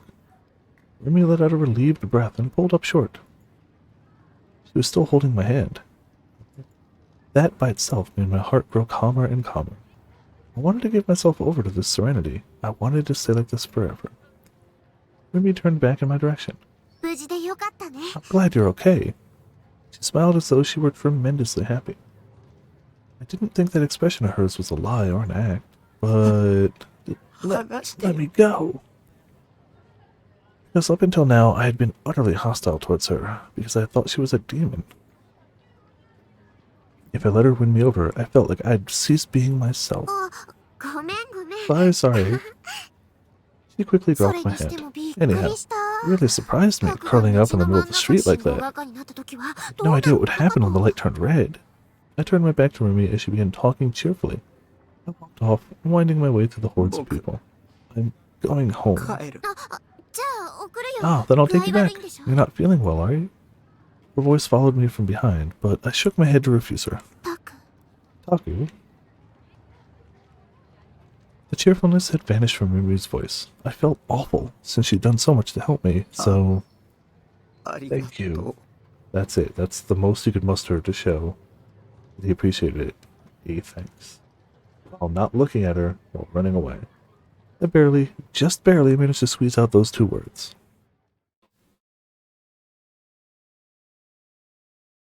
I mean, I guess for him that's something, but to think that the three investigative teams would actually be combining into one. Dan Yasuji ruminated bitterly over this as he gazed out upon the detectives gathered in the Shibuya Police Department's large conference room. More saves. The Inokashira Line Shibuya Station Public Bathroom Homicide, or as the media had called it with amusement, the Vampire House case, had led to a truly grave personnel shortage. With 3 brutal murder cases having occurred at the same time, in the same jurisdiction, and in close succession, the chances of them all being the work of the same criminal were at last growing higher. Some argue that the Cornelius Tower group suicides case should be left to the juvenile division, but due to how the media treated it as part of New Gen, there was the possibility that the police would become the target of criticism if they made an exception. And so, it was perhaps natural that the central office had selected the one choice remaining to them, which was to combine the various investigation headquarters. You guys thought you were working on separate cases? Nah, in case. At the moment, as part of the interrogation process, the sequential New Gen cases were being re-examined, one by one. The screen at the head of the conference room reflected a series of photographs of the crime scenes. Suwa had been singled out to explain everything. Yesterday, the 2 of them had stayed up all night putting their heads together over documents related to the 4 cases.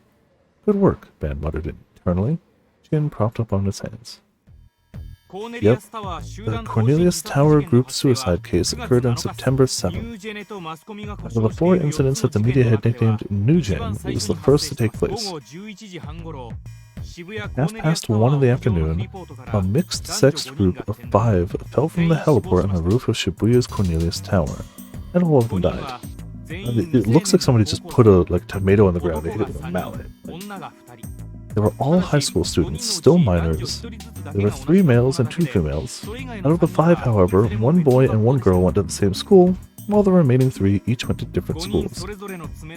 Small traces of flesh were found under their respective fingernails. The autopsy also revealed scratches on their palms. From there, we deduced that they had fallen while holding hands. There's nothing resembling a will in the group. The 5 victims met up on their way back from school and headed towards Cornelius Tower together.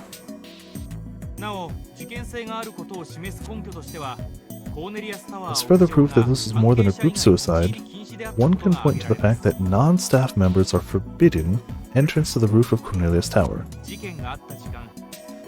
At the time of the incident, the door to the roof was locked, and none of the victims' fingerprints have been left behind on the doorknob. So, the door's key was not discovered among any of their personal possessions. This raises the possibility that a third party, someone other than the victims, was on the scene before and after the incident. The investigation is proceeding under the assumption that this third party had the key to the door, and that either prior to or after the incident, they locked the door and left. We finished questioning all of the employees who worked in the Cornelius Tower Hospital. The hotel. Oh dear. I swear, I've been sleeping good lately. I don't know what it is about visual novels that just make me go, it's time to yawn. Hotel. Virtually all of them have alibis. Currently, we're questioning the employees of companies who have offices located in the tower. We've yet to discover a reason explaining why the 5 victims would commit suicide. Also, hey Risky, how's it going? Welcome to Massive Bloodstain on the Ground. How's it going? One of the 5 of these related to them in some way, family, friends, school teachers, and so forth, state definitively that they had no motive for killing themselves.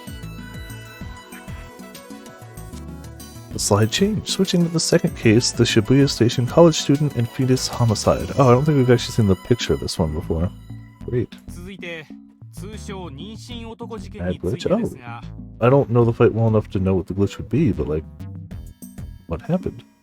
Next, I'll talk about the so-called pregnant man case. It occurred on September 19th, 12 days after the case nicknamed the group Bebe.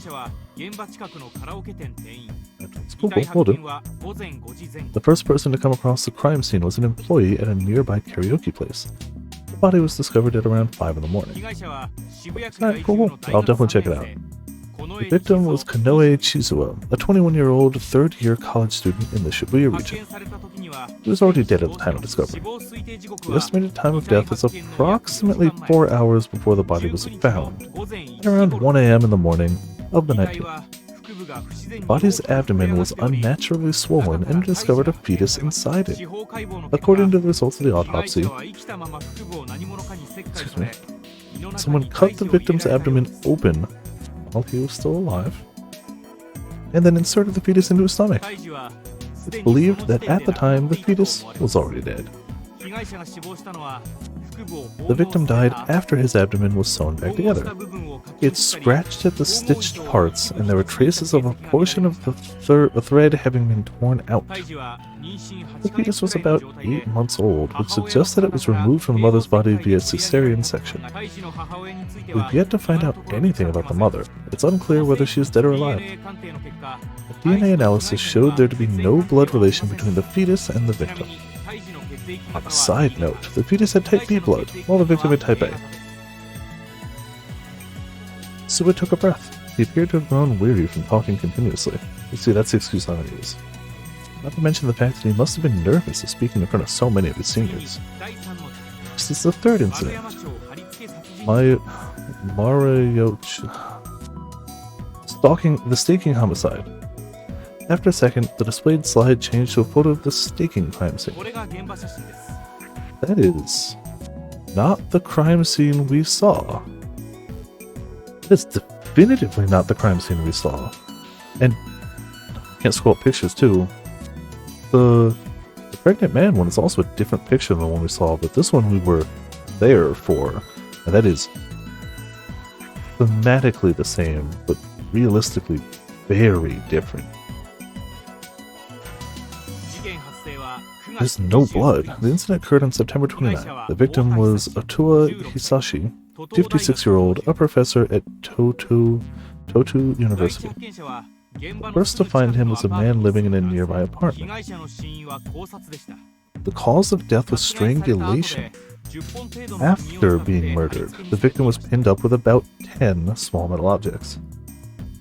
There were like hundreds staked in him, and there was blood everywhere. As you can see, the body had almost no external wounds. The spikes, too, were mainly affixed to his clothes, although some of them did pierce his flesh. Mass media has proclaimed it to be a staking, bloody tragedy, but there was practically no blood loss involved. Spikes are sold by a German company called Letznagel. They're stakes with a distinctively long cross-like shape. Because the criminal ultimately chose to do something cross-shaped, the investigation is also proceeding from a religious angle. We've received multiple statements that between 2100 and 2130, when the incident took place, the continuous sound of stakes being hammered into a wall could be heard in the area near the crime scene. As the victim's estimated time of death overlaps almost perfectly with that time period, we believe that the victim was either killed on the spot or somewhere close by. The reliability of this statement is somewhat doubtful.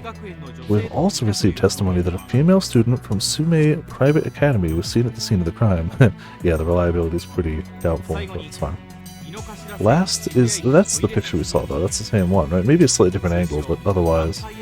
Last is the Kashira Line Shibuya Station public bathroom homicide, commonly called the Vampire House case. The case occurred on October 10th. The body was discovered at 5:30 a.m. by a station worker. The victim's identity remains uncertain. He possessed not a single article that hinted at his background. The estimated time of death is between 10 a.m. and 6 p.m. of the previous day. All of the victim's blood had been withdrawn, and he was abandoned in a mummy-like state, which turns to green clearly. But, as you're well aware, this photograph was taken by some unknown person and posted as a sample picture on an internet auction roughly 15 minutes before the body's discovery. As he listened to Suda's explanation, Bond clicked his tongue. It suggested that the death was becoming something of a fashion. 3 out of those 4 were about the same as what we'd seen. The first one was identical to the picture we'd seen. The last one, chapter 4. The last one is the same exactly as the one we'd seen, I believe. The pregnant man one was a different picture, but it was the same thing. But one of those was very different. Science City was a pair of buildings located to the near south of Shibuya's pedestrian scramble. It's gonna new chapter to save. There's a small plaza at the East Tower's first floor entrance, which neighbored the station, and while it may not have been as popular as the area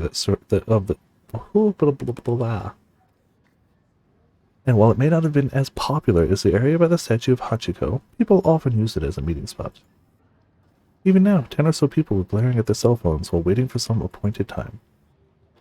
Only one among them wore a strangely harsh expression as she stood in place. She was a high school student, Aoi Sena. From the descending escalator that came down from the Inokashira Line station, which was found on the second floor of Science City, this is where Yusuke basically waits for you to do his social link stuff, right? She leaned against a white column nearby and scrupulously scanned the area. This looks like that underground mall area. So I don't know if they're based on the same area or it just happens to have the same type of sign. I don't know. Yeah, for some reason, and never mind the season, she was nibbling on a popsicle, which completely contrasted with the sharpness of her gaze, making her appear intently amusing.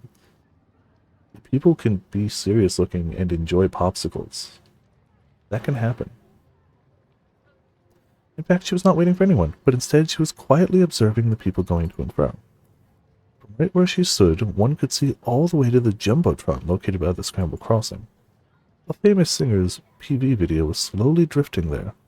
On the lower portion of the screen, information about the so-called New-Gen cases ran in a continuous ribbon.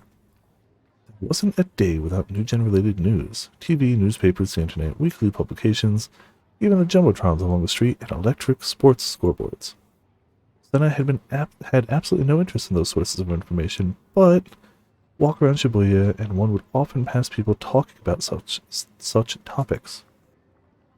I'm just losing my English tonight. Whose eyes are those eyes? Over the past few days, she began to spot people with those words printed on the front of their t-shirts. In Shibuya, the phrase had become wildly popular as an underground meme and was beginning to develop legs of its own. People on the streets spoke, smiling, of how related goods were selling pretty well at Harajuku's souvenir shops, providing proof positive that human beings have zero interest in anyone besides themselves. Sena snorted quietly, as though to show her contempt, finished the last mouthful of her popsicle, and lightly closed her eyes without changing her severe expression. She listened closely to the noise of the city. A wide range of noises overflowed through the Sunday Plaza. The rumble of trains reaching the platforms, taxis honking, people chatting as they walked by, BGM leaking from the Jumbotron and from inside shops, the announcement from the escalator explaining how to ride it safely. The sounds never died out. Before one ended, the next would manifest, and they went on to play a multi-layered and discordant noise. In the midst of that noise, Sena only paid attention to people's voices. Her brain blocked out all the other sounds, and she came to hear their words clearly. If it's all the same criminal, that's not what the news said. But you know, wouldn't it be scary if murder's becoming a trend? Stupid, don't look down the... I'm just gonna...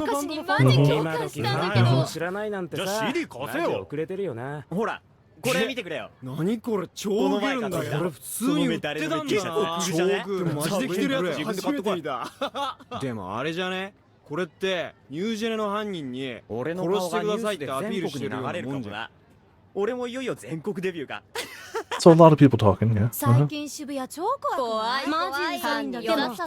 New-Gen is such a pain in the ass.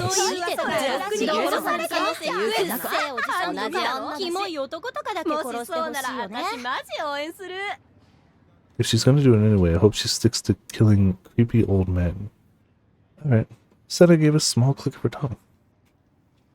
She soon ceased listening. She hadn't found anything worthwhile in any of the noise. Ultimately, noise was no more than noise. The sensation of a gaze, am I imagining it? She looked around one more time. Since some time before, she had felt a horror akin to having cold fingers caress her back. A gaze thrown at her by someone unknown. But she couldn't seek out its true form. Senna pushed herself away from the pillar against which she was leaning. And then, as if she had just only remembered it, stared down at the popsicle stick remaining in her hand. 外れか。 A miss, huh? Knitting her eyebrows as if her mood was growing worse and worse, she quickly walked off towards the station plaza. Okay. あの空は Sky. どうして Why is it so blue that it makes you want to cry? 青いのかな。 Someone wished it 私 so. は I didn't. 望んでない。 I wished for it. Because this place is your imagined world, and at the same time, it's also mine. あ Say, の空は where is the ど sky? こにあるの。 Anywhere you wish it to be. 望んで。 Is it okay to wish? Okay. It's morning. Come on, wake up, wake up. Serotan was calling me. Barachu was great yesterday. Serotan played a huge role, and there'd been a sexy kissing scene. The Sakuga quality was way up there, too. If you wake up, I'll give you a good morning kiss, so... What am I saying? Stupid, just forget it. Serotan was calling me. Plus, with her saying such moe things to me, I couldn't avoid getting up. I peeled off the sheet covering me, groaned, and rose from the sofa. Hey, how long are you going to keep sleeping, you dum-dum? If it's come to this, I'll hit you awake with my samurai condenser. When I switched off the alarm clock, Serotan's voice got cut off in the middle of resounding through my room. はよ Good morning, Sierra. My Sierra voice clock came in quite handy. If I didn't turn it off, her voice would get louder and louder before finally turning into a meaningless buzzer. Because I wanted to greet the morning after having been woken up by Serotan, I had trained myself to hit the switch before the buzzer started ringing. Up until now, I'd only failed at it twice. It was so easier to wake up with Serotan's help. Man, every now and again, like, you know, I think I can't think less of this person. And here we are.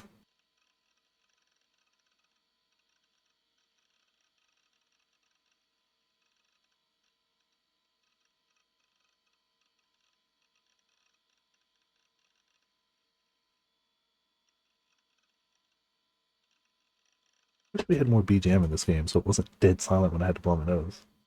That'd be nice. But hey, dead silence. Yay. No, in actuality, I usually felt pretty awful from playing games till dawn or from how uncomfortable the sofa was. But being woken up by Serotan made it much less painful. You could clear off your bed or get a little more sleep. You know, I had school today. Since I'd skipped a day last week, my minimum attendance shift chart was starting to get a little warped. It would have been okay for me to go only twice this week, but now I was compelled to be at school 3 days in order to make up for the gap. Awful. Torturous, even.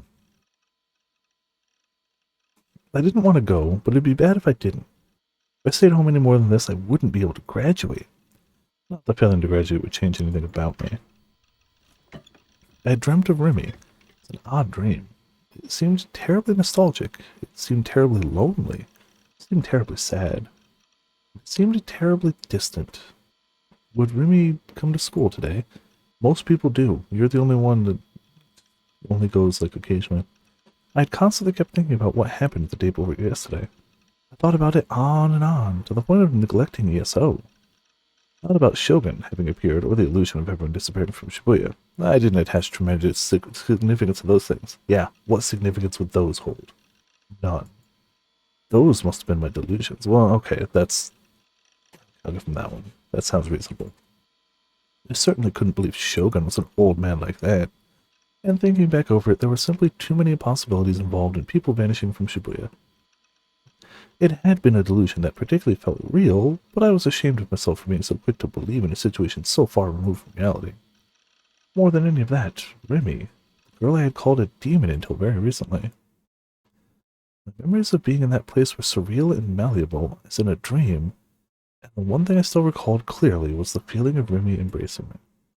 If she hadn't done that for me, I might have become deranged and lost sight of myself. Might you have, you say? You? No. Why had Remy saved me? I wonder if it was because as she'd said, we were friends.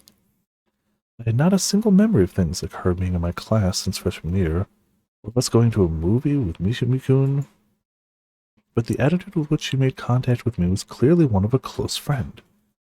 Remy had been a little close to crying when she held me. At the very least, I didn't think it was an act. She was the first girl to ever worry about and cry over a gross otaku like me. Your sister worries about you constantly and probably cries about how horrible you are to her. Just saying. Just saying. I don't think she's the first. When she acted like that towards me, it instantly blew up all my previous dread and suspicion. More than that, it made me feel like I was on the verge of falling for her. No, but as you might expect, I was keeping myself carefully reined in. As you'd expect.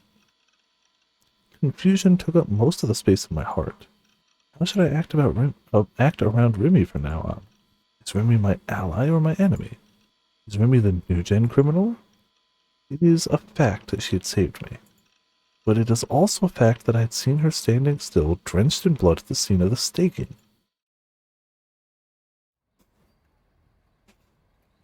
I stopped by Shoto Park on the way to school. After what had happened with Yua, I'd given up on my custom of eating breakfast here before heading to school. It didn't feel so pleasant when I thought that Yua might be watching me from somewhere. And if she came over to talk to me, she'd regurgitate her annoying, crazy conspiracy theories at me again. Yes, she's the one with annoying, crazy conspiracy theories. It's her. Yup. I couldn't afford to spend any time around her. Yua is Remy's subordinate. Maybe I'd been wrong in believing the deduction of mine for so long. That didn't mean Yua wasn't my enemy. There remained the possibility that Shogun was the last boss and Yua worked under him. In any case, it would be better to stay away from her. Except today I had somehow ended up coming here. I carefully studied my surroundings to verify that Yua wasn't there. Carefully studied my surroundings. Then slowly lowered myself to my usual bench. I cast my eyes towards the pond while stuffing my cheeks with the chocolate pastry I'd bought at a convenience store earlier. There was a little wind, and the surface of the water remained idyllic. Once in a while, I saw koi-like fish slide through the cloudy water. Today, rarely enough, there was no other people in the park. It was a very quiet space.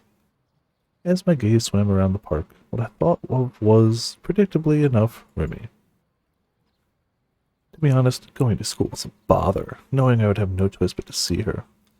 For that, I went here, just to buy myself some time. I felt like I'd said all kinds of harsh things to her.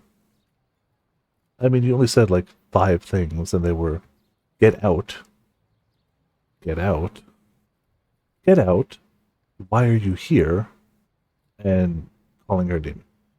So yeah, yet Remy kept smiling and continued treating me kindly. If I went to school now, she would surely start talking to me again, the same as before. Smiling, acting as though what had happened in front of the 107 building didn't bother her in the slightest, calling out to me as a friend. Somehow, that eternally cheerful demeanor of hers depressed me a little, but she also had an atmosphere with her that made me think maybe, if I stayed with her, I would start feeling brighter as well. With what kind of expression should I go meet her? I definitely don't think of Remy as a demon anymore, but I didn't think of her as a friend either. Misumi-kun had said that Remy and I had gotten along well as classmates for the past year and a half, but I had no memory of anything of the sort. Perhaps something was going wrong with the person behind me, after all. It was possible for my memories of Remy to disappear like that, as if they'd been pinpointed.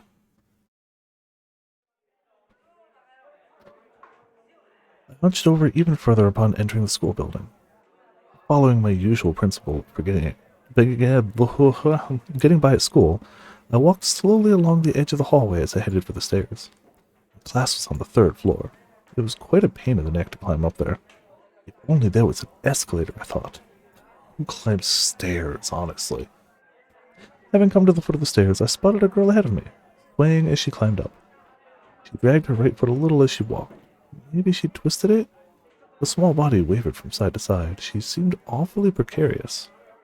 As the other students steadily caught up with her and passed her on both sides, she climbed up slowly, literally one step at a time. Looking at her from below, it seemed like her... It looks like he'd catch a glimpse any moment now. Crap, at this rate, I'd end up as a peeping Tom. I don't want people to call me Mirror Man. You could not look. That's a solution. You could just not. Well, that occurred to me, and I stepped towards the stairs to go past her. When it occurred to me, and I stepped, okay, right then, the girl caught her toe on the edge of the stairs and suddenly wobbled. Ow. She came tumbling down with such momentum that it seemed like I'd hear a bang type sound effect. Luckily, she stopped on a landing, so she hadn't fallen all the way down the stairs. She remained on her knees as though she was in pain, and she didn't move for some time. As if she was in pain after having fallen downstairs. Was this a flag emergence event? No, of course it wasn't. Even if it was, I wouldn't be able to bring myself to speak to her. Wow. Which is why I hastily slipped past her. Sorry, but get help from a third dimension loving womanizer like Misumi-kun, okay? Please don't seek anything from me. Couldn't even offer help. She stayed curled up so motionlessly, I started to get a tad concerned. After getting halfway up the stairs, I turned around quietly to see how she was doing. She was clutching the railing and trying her hardest to stand up. Her knees were knocking, like those of a newborn deer. Blood oozed from her knee. I wondered if she had scraped it. That face, I'd seen it before. Wasn't she the girl who transferred to my class last week? Yes. Her name was... what was it again? I couldn't remember. On top of that, she was crying. Did it hurt that badly? She'd fallen pretty flashily, but it hadn't looked like a big enough impact to merit crying. Nobody attempted to offer her a hand. Having barely managed to stand up, she hunched forward to peek at her knee. Apparently, she was checking the condition of her injury. Yeah. The transfer student wiped her eyes, set her bag down, and began rummaging around inside of it. What could she be searching for, I thought to myself. Probably a band-aid. All of a sudden, she pulled her hand triumphantly out of the bag and hoisted it above her head. Her fingers were clutching a band-aid. Eyes met. The transfer student's cheeks went red and she hung her head. Well, for the time being, she seemed to be alright, and even if I didn't stay and watch her, she'd be okay. Reaching that conclusion, I hastily went to the classroom. I lowered my head as I always did, fixing my gaze on the ends of my toes. I silently took to my seat. Come to think of it, I seem to remember that transfer student saying something to me the day she transferred in. Something about being glad we were in the same class. Maybe it soon made me forget all about it, but I wondered what those words had meant. Yo, Taku. Yo, Taku. As always, Misumi-kun was calling me. Maybe the truth was that he didn't have any friends besides me. It's the only logical truth. At least the way he always started talking to me, and only me, was sufficient to give me such doubts. Listen up. Yesterday I saw two sketchy old guys go to the principal's office. So, Remy and I secretly eavesdropped, wow, and were totally floored.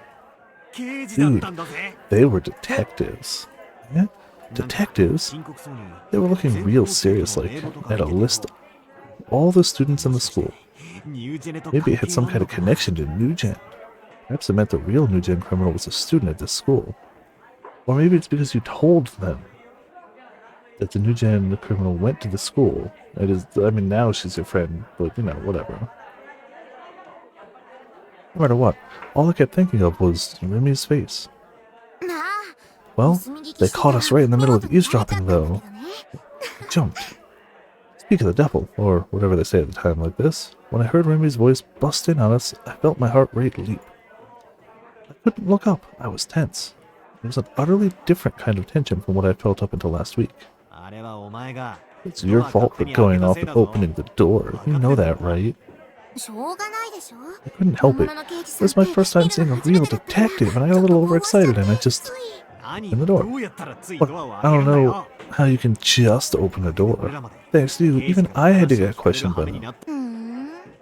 Daijin, have you done something that makes it bad for you to talk to the police? Well, what about you? That was not an answer. I wonder. Misumi-kun and Remy sandwiched my desk as they carried on their conversation. They disregarded my existence, but to be honest, I liked it better that way. I wasn't confident that I would be able to say anything back if Remy did talk to me. I anticipated the chime ringing without either of them saying anything to me. When I flicked a look at the clock, there was still 5 minutes till the warning bell. そういやタク、ここに来る途中で梢ちゃん見なかったか？ That reminds me, Taku, did you see Kozue-chan on the way here? Kozue-chan? ああ、 Who? そっか。 Ah, I see, it's you. So I figured you probably wouldn't remember her, but it really is just like I thought. マジ先週転校して She's き the た girl who transferred in last week. 折原 Orihara 梢ちゃん Kozue-chan. Oh, so that transfer student was called Orihara Kozue. 階 At 段 the で stairs. 階段？ At the stairs. Saw her. そっか。 Oh, gotcha. Then she ought to be here soon. Isumi-kun's voice was brimming with enthusiasm. I hadn't seen him act this lively since a few days ago when he found out that FES was a girl from the class next door. In short, I had never seen him put so much effort into anything unrelated to girls. Now that he mentioned it, I had also seen him hitting on her last week, pretty much as soon as she arrived. He really was indomitable. Way to go. Never mind the fact that you have a girlfriend. なあ、 Does he 梢 though? ちゃんって Does he マジ really 可愛い though? と思わね Hey, don't you think Kozue-chan is way cute? He sure asked me things I find hard to answer. I nod ambiguously. Apparently he took it as a sign of agreement. え？だろう。 Right? 俺一人 I で took a 気に liking 入 to っ her ち the まった moment I よ。 saw her. Somehow she makes you want to take care of her. I get the feeling he takes a liking to just every woman. As soon as he sees her. 男子みんなも All 同 the じ意見 guys だ feel よ。 the same way too. They're all calling her 可愛い cute. って言ってんだ。 But the girls don't seem to think too ま highly だ of 転 her. 校してきたばっかだぜ。 Just transferred in, you know? But some of them are already calling her a pain and この such. クラスの女子って There are too many girls in our class with nasty personalities. それって大臣のせいじゃないの？ I was about to say the same thing. Isn't that your fault, Daijin? 大体そのうざい Besides, the one calling her a pain is probably your girlfriend, isn't it? Hmm? Yeah, and what about it? そりゃあ彼女 Well, にしてみれば yeah, from her うざい point に of 決ま view, っ of てるよ。 course she'd be a pain in the neck. Because her own boyfriend went to mac on Oshihara-san, right? In front of her own 私で eyes. さえよく喧 She 嘩売 even られ picks るんだ fights から with me a lot. Don't get any closer to Daisuke-kun, she says. Plus, it's not just her. A whole bunch of them tell me the same thing. マジ？ Seriously? So he does have a definitive girlfriend, apparently. And they both know her. You're so oblivious. How about you do a little soul searching? いやー、 Oh モテる no, 男は but it's so 辛い hard ぜ to be popular. これだよ。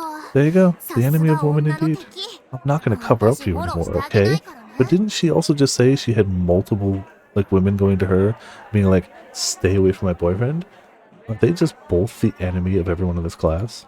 Between them? 折原さん Ah, 来た。 here's Orihara-san. なんか怪我 Doesn't し it て kind る of の look か like she's hurt? 本当だ。 You're right, I wonder ど what うしたん happened. だろう。 That was what she'd gotten when she tripped on the stairs earlier. Of course, I didn't feel like telling these two about it. For now, at any rate, I wanted to avoid talking to Rimi as much as I おい could. ちょっと言ってくれ。 I'm gonna go over for a bit. Isumi-kun dashed up to the transfer student. Thanks to his departure, Rimi was the only person left nearby my seat. Please don't leave me, Isumi-kun. Oh, Rimi didn't say anything. Despite that, she didn't move away from my seat either. Well, now seems a good time to save. We have a red or a green option here. I feel like green is probably just ended up like saying nothing, and red is probably overreacting to a silly degree, but I don't know. We haven't really tested. I haven't gone back to any previous save and been like, oh, what's the difference? So I'm just assuming.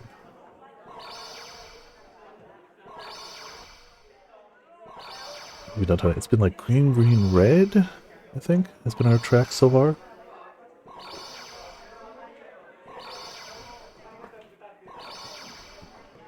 Well,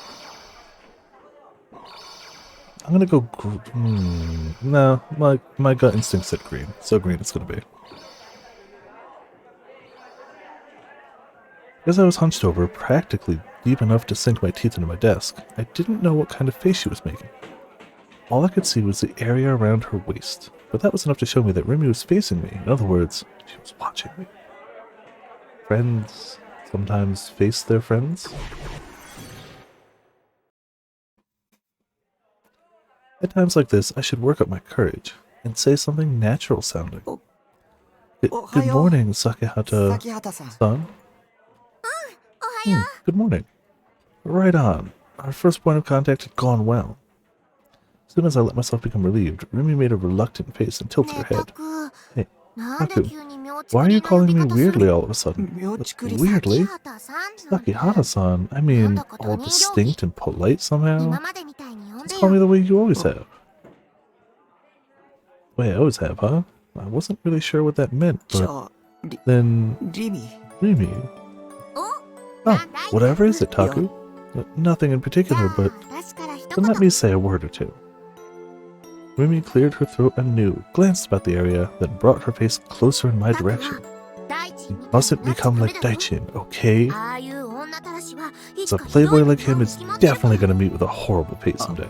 うん Yeah, I'll keep that in mind. 肝にめ Yeah, I like how honest you are, Taku. 私好きだな Like? Hold on. From Rumi's perspective, was I an honest kind of character? そもそも私 For starters, there's one thing I can't forgive Daichin for, no matter what. Which is how, even though he calls out to girls all over the place, he won't give me a single glance. Isn't that awful? Yes, the worst thing he does is not hit on you, yes. You want Misumi-kun to hit on you? Well, that made sense. He was a pretty boy, and he was interesting to talk to. Even if you subtracted points from him being a playboy, maybe he was someone a girl would still want to go out with. Was what I thought, but Remy grimaced and shook her head. Taku, your jokes are pretty harsh. I get goosebumps just thinking about Misumi-kun hitting on me. Hugging herself, she made a show of shuddering. I'll say no thanks to that. But how do I put it? It's not like I don't have some pride as a girl, you know? Say, how am I from your point of view, Taku? Am I attractive? You sure ask things I have a tough time answering. Well. On top of that, her eyes were sparkling and she was bursting with expectation. Did I think Remy was attractive? No doubt about it, but I'd need some pluck to put into that word. Me? You don't want to acknowledge it? That your own youth led to your mistakes. I got you. Remy smiled proudly. Don't tell me she's actually an otaku. I'm thinking without a rueful smile. But somehow, even though it was a trivial conversation, it was amazingly fun. Before now, I'd almost never had this kind of conversation with a girl, besides the previous one that tried to get close to. I don't know why, but I had a feeling that I'd get along well with Remy. That was why I found myself able to voice these words as if there was nothing odd about it whatsoever. You're attractive, Remy. Eh? Remy reeled back exaggeratedly, her face becoming visibly redder with each passing moment. It's embarrassing being told that right to my face. Thank you, though. I'm really happy you said it to me. 100 million trillion times happier than I'd be if Daichin hit on me. 1億兆なんて桁はないけど There's no such digit as 100 million trillion. Sure. We'll try picking up on what I really mean. The point is, that's how big a scale I need to say how happy it makes me. Yeah, no happiness comes from him in the real world. Herein lies the true meaning of youth. If I could exchange these kinds of conversations with her every day, surely my day-to-day life would be fun and fulfilling, and I'd come to see the world in a whole new light. But when all was said and done, that was merely an illusion. In reality, I couldn't meet Remy's eyes, and the only thing I went on doing was holding my silence, keeping my head lowered. I detested my own cowardice. What a drag. Taku, Remy, who had kept her mouth shut up until now, began speaking to me at last in a somewhat timid tone. It came out of the blue, leaving me unable to show any reaction.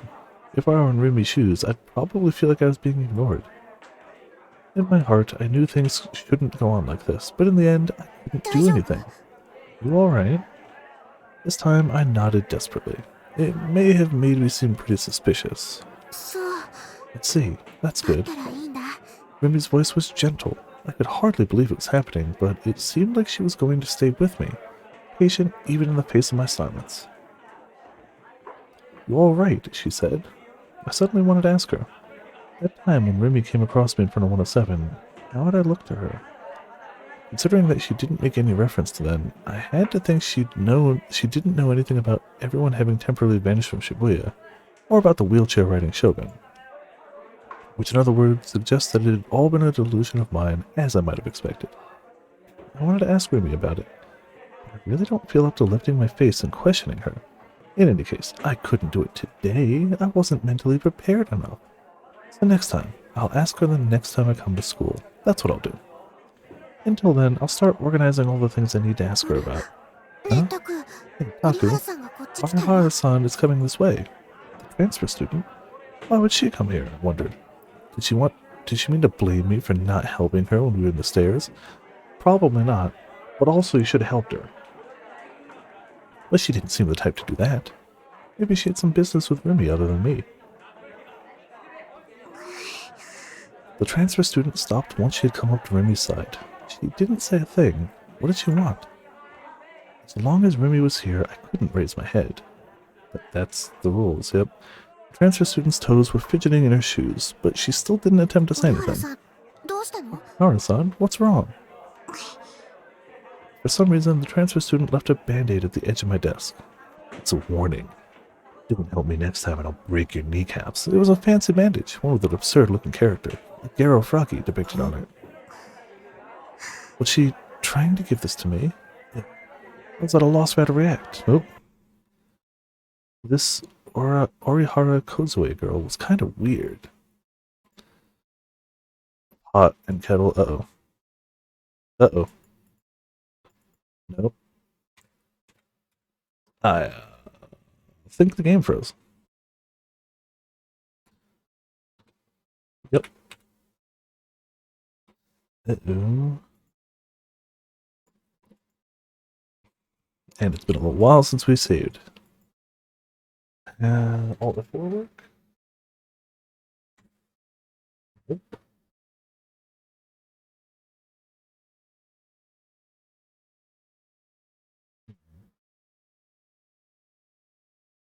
It's the question of how do I close this?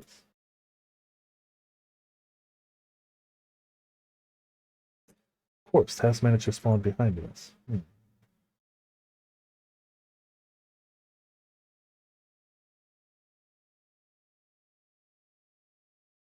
Windows? Aha. Obvious. It doesn't close this window. You're gonna restart it? Make sure you get the task manager over there. Ah, look at that. Look at that one. Cool. We may have to skip ahead some text to get back to where we were. That's a pain.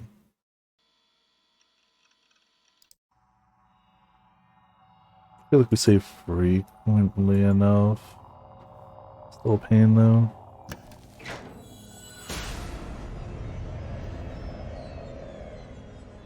Maybe not. Yeah, okay. Control will skip.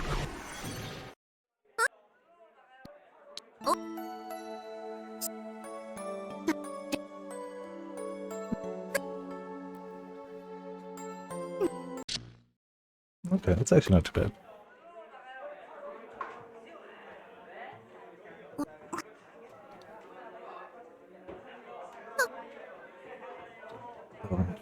Okay.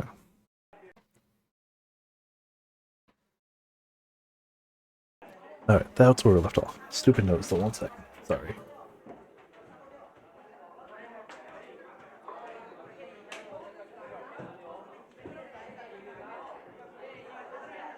I hate my nose tonight. I don't feel like sick or anything, it's just a slightly stuffed nose. Just enough to be like, yeah, annoying. Oh, Orihara-san, don't cry. Huh? Was she crying? Why did she cry? Oh, we might as well save it. Just not go much further, but like... Why would she cry? Because I was not replying to her? But she wasn't saying anything either. タクは怒ってる I わけ don't じゃない think と思う。 Taku's mad at you. Remy followed up for me. Somehow it gave me an indescribable feeling. I knew almost nothing about Remy, but she knew me 彼 well. ってあんまり He 人と目を doesn't 合わせ often よう look とし people in な the いの。 eye. He's an introvert. He's so far past introvert. Like, He's... Yeah, introvert does not cover. And I'd honestly say calling him an introvert is like... It's like an offense to other introverts. だからそんなに He's ガ not チガチに緊張 technically しな wrong, く but て that does not cover the whole width and breadth of what he is. So they don't have to get so shaky and nervous, see? 私にも絆創膏 You'll を give く me れ a るの bandage too? Thanks. ありがとう The transfer student bowed her head deeply and returned to her own seat as if fleeing. と I don't really get it, but なんだかよ Taku, くわかん I ないん think だ you け ought to ど go ahead and take that タ bandage. ク Why'd she そ give の it 絆 to 創 me? 膏も 梢ちゃん Kozue-chan sure doesn't say much. I sensed Misumi-kun's return. You also heard it. 転校初日に I 俺 gave が her a tour of the 校 school 内を on 案 the 内 day し she たんだ transferred in. うわ早くも You're so 手出 fast し to た get your hands on her. まだ Trying to at 出 least. して I'm ねえ telling you, ぞ I haven't touched her. んで And so we took about an hour going around here and there. But I was the only one talking on and on the whole time. Gotta admit, got me a little tired out. Plus, she cries easily. そうそう For true, just now she started crying all of a sudden. 何が起き I た got かと pretty 思って flustered, あた wondering ふた if しちゃった that something had happened to her. そんだけピュアなんだよ That's just how pure she is. So she's like Protag, but instead of sweating, she cries. Hey, Taku, you understand, don't you? This cuteness, every single bit of Kozue-chan's gestures are superb. If I were to put it your way, she's moe. なんだ What's up? You gotta take a shit or something? I shook my head with all my strength. タク I don't さっきか defecate, らちょっ don't とも喋ってく imply. れないんだ Taku hasn't been talking at all for a while. Because you're here. I wasn't fully prepared yet. I've never had an intimate conversation with a female friend before. You absolutely have. You did. Yeah, she was only kind of talking to you because she thought you might have had something to do with the New Gen murders. But you totally have. For that matter, I'd never made a single female friend even once in my entire life. Yes, you did. But again, maybe he doesn't count her because she was trying to, get information out of him. でもさ Maybe. But when I tried to talk to Orihara-san, it sort of got me なんとな thinking. く思ったんだ彼女と話し When て I る talked to her, it sort of made me tired. 女子ってのは Girls really don't show any mercy towards their own gender. You said the exact same thing. But I'll protect Kozue-chan, so whatever. You literally said this 数十秒前に a few moments ago. Weren't you saying that it's tiring to spend time with her? Shut up. 梢ちゃんは Kozue-chan's got the same vibe to her as Taku. Makes me feel like I can't leave him alone. それはわ I かる can か kind of understand that. I see. Now that he mentions it, when the transfer student first came to our class, hadn't she said something similar? この人 She's like me. I'm glad we're in the same class. What do those words of hers mean? She also hasn't spoken since then, has she, that we've heard? Those have been her only lines so far. The sound of the bell, informed us that all of today's classes were over. With that, I got my things together and left the classroom. The subtle, uncertain sense of distance between me and Remy made me anxious not to stay, and I wanted to disappear from the classroom as soon as possible. Besides, I needed to stop by Mandrake today. In the end, I hadn't been able to say a single word to Remy. I had many chances to speak, but just like earlier, I had done nothing but hold my tongue. Perhaps it had been bad to act like that. At this rate, it'd be even harder to talk the next time we meet. When it came to making contact with Remy, it's as if I was sinking into quicksand. あお兄 Ah, bro. When I was about to leave the school building, a most unpleasant person called to me. The only good character in the game. Nanami came running over, carrying a wastebasket. It looked like she had been in the middle of cleaning and was going to throw its contents away. She'd spotted me in the blink of an eye. I tried to ignore her and get out of there fast, but as expected, Nanami wouldn't let me run away. She pulled at the hem of my uniform from 妹 behind. 見て逃げるな How many times do I have to tell you to stop running away when you see your little sister? なんだよ な What? んだよじゃないよ Don't want お兄 me. が逃げるから I ended up chasing after you just because you're running away. Don't chase me if you don't have any real business with me. 相変わらず家に電話かけてこない You し still didn't call home, same as ママ usual. はもう諦めたけど I've already given up on actually getting you to do it. Whatever happens, I don't think you'll act serious about trying to contact us. You understand quite well, don't you? You aren't my little sister for nothing. Not that I had any need whatsoever for 3D sister. というわけで Which is why I'm going to keep coming to your room periodically to see how things are doing. 感謝してよね You'd best be grateful. If you hate her showing up, all you have to do is occasionally call home and be like, hey, I'm alive. That's it. That's it. That's it. If you truly despise her that much, call home occasionally. Damn it. It had turned out like this in the end. Regardless, I longed to somehow escape from the curse of this depression-inducing sister of mine. No, even knowing it was impossible. At least like a little repayment for putting up with her. I thought that all the time. Ah, I know. Here's my chance to spring into action with a plan I'd previously concocted. It could turn out to be a small, quiet form of revenge. I took a look at his surroundings, then beckoned to Nanami and began walking towards the courtyard. 何 What is it? ちょっ Come と with me for a なん sec. で Why? Is something up? He's not going to do anything good. She was the type to get anxious over every little detail. Stupid sis, incapable of coming along after me in a nice, straightforward way. なな I have an important favor to 大 ask 事な of 頼 you. み That favor, you do, for me?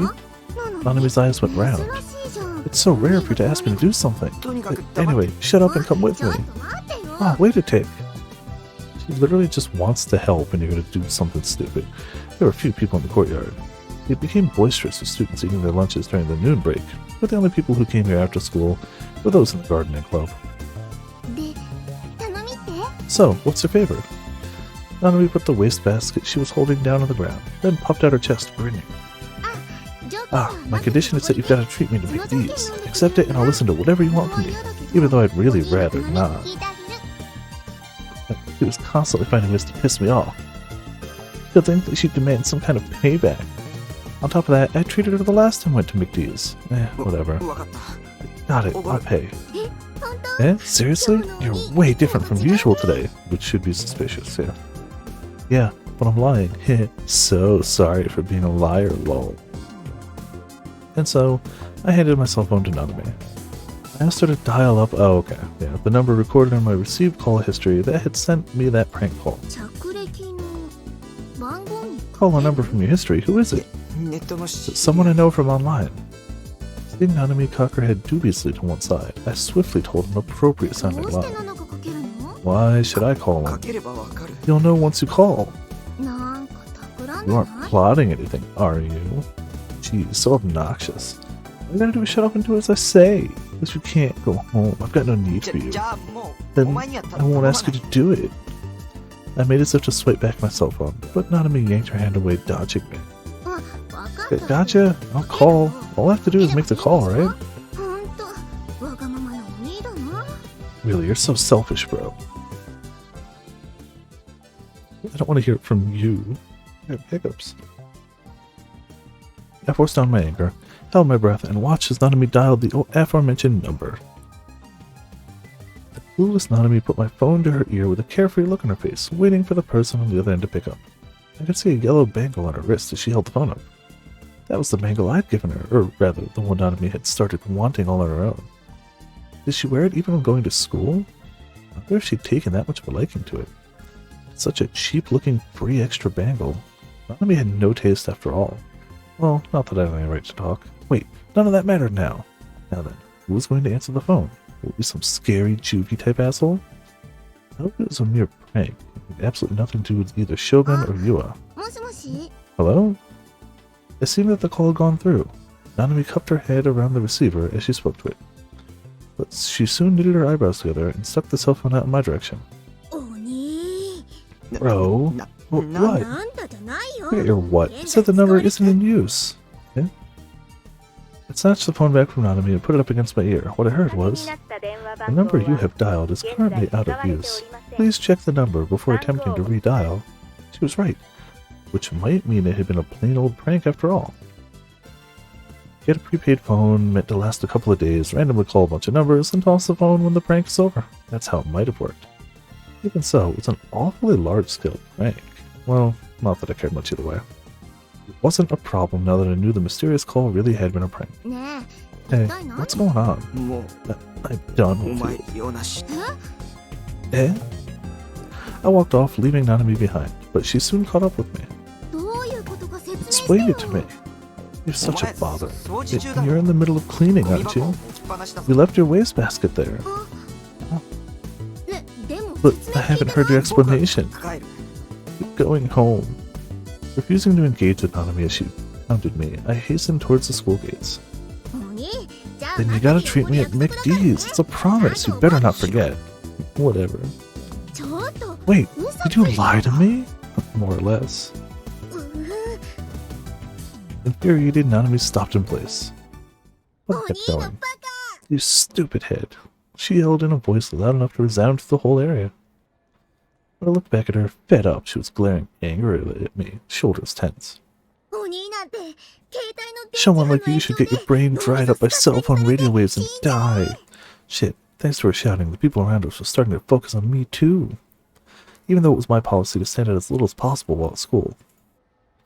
My sister was obnoxious to the bitter end. Yeah, totally her. You didn't lie to her. You didn't use her because you were too scared to call a telephone number. It's definitely all her doing. Mm-hmm. Good job. Disregarding Nanami, I scampered off towards the gate. At times like this, running away was the best alternative. Idiot! I became exhausted hearing Nanami's voice even after I passed through the gates. Maybe you could have just not lied to her? Would have been fine. I really liked an artist named Azuma Matasema. Azuma Matasema was a really famous artist, and long, shaking lines invariably formed at all the events his doujin circle participated in. The Burachu doujin he'd released this summer had sold out in the blink of an eye. I wanted to go myself, but market events were all alike in being packed with people. Kinda how it goes, you know. Make it impossible for me. It made me cry inside, but I had to give up. I'd been naive to think that it'd be okay, since stores like Mandrake would sell some on consignment. Sure enough, they'd had it for sale, but it had all but disappeared instantaneously. On online auctions, it came at a premier price, around tens of thousands of yen. Fucking scalpers, to be fair. Yeah, scalpers. In any case, with things looking like this, I figured it was probably impossible for me to get my hands on it. But yesterday, I happened to see it mentioned on Atchan that Mandrake had recently restocked his new publication, which led me to heading over there Kami-sama. immediately. 奇跡を起 Lord, こしたま grant え me a miracle. After praying to the heavens, unbeknownst to anyone, I stormed into the store. I kept my eyes peeled and searched the doujin corner. I made countless round trips and looked again and again just in case, but I couldn't find it. So disappointing. Maybe it had already sold out? I mindlessly surveyed the register. The cashier was a girl. She wasn't that cute, but she seemed friendly enough. I had never used a super high-level technique, like asking a clerk if a product was in stock. Not even once. The reason, of course, was because I didn't have the guts to. Not to mention the fact that Azuma Matasama's new work was entitled Sierra Tan Goes Wild with Cosplay. Totally impossible. Excuse me, do you have Sierra Tan Goes Wild with Cosplay by Azuma Matasama? If I asked a female clerk something like that, no matter how I look at it, you're a perv. Thank you very much for coming.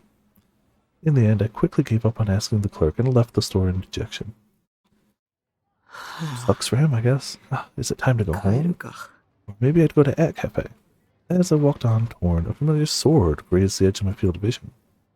With a unique shape and a forked blade, it was the one girl B, Senna, she called herself, had been walking around with before.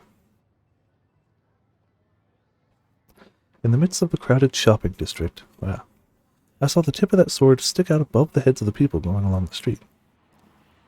Because she was coming this way, I hastily retreated into a nearby arcade. When I hid away in the shadows and peeped out to see what was happening, Senna herself soon appeared with her sword resting on her shoulder. Moving the same frightening pace as ever, she swiftly made for the station. Whatever the case, she didn't seem to have noticed I was there. Even so, I had to admire how unapologetically she walked along, because I'd also undergone the humiliation of going around with a dye sword in hand. Wasn't she mortified to be carrying such a huge sword? Rather, the police must have taken her in for questioning at least once, no doubt about it.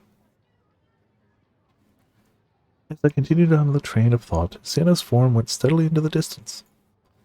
Where did they sell badass dye swords like that one she had? Personally, I wasn't that satisfied with the one I had acquired, which didn't have a cool shape or radiate light. Senna's sword, in comparison, demonstrated fascinatingly good design sense. I had gotten my hands on a dye sword in hopes of using it as kind of a protective charm. At the time, trembling in fear, I had sought a means of support for my heart. I was going to our staple now, after the stuff with Remy, but despite that, the situation surrounding me hadn't undergone much improvement. I still had many enemies like Shogun and Yua.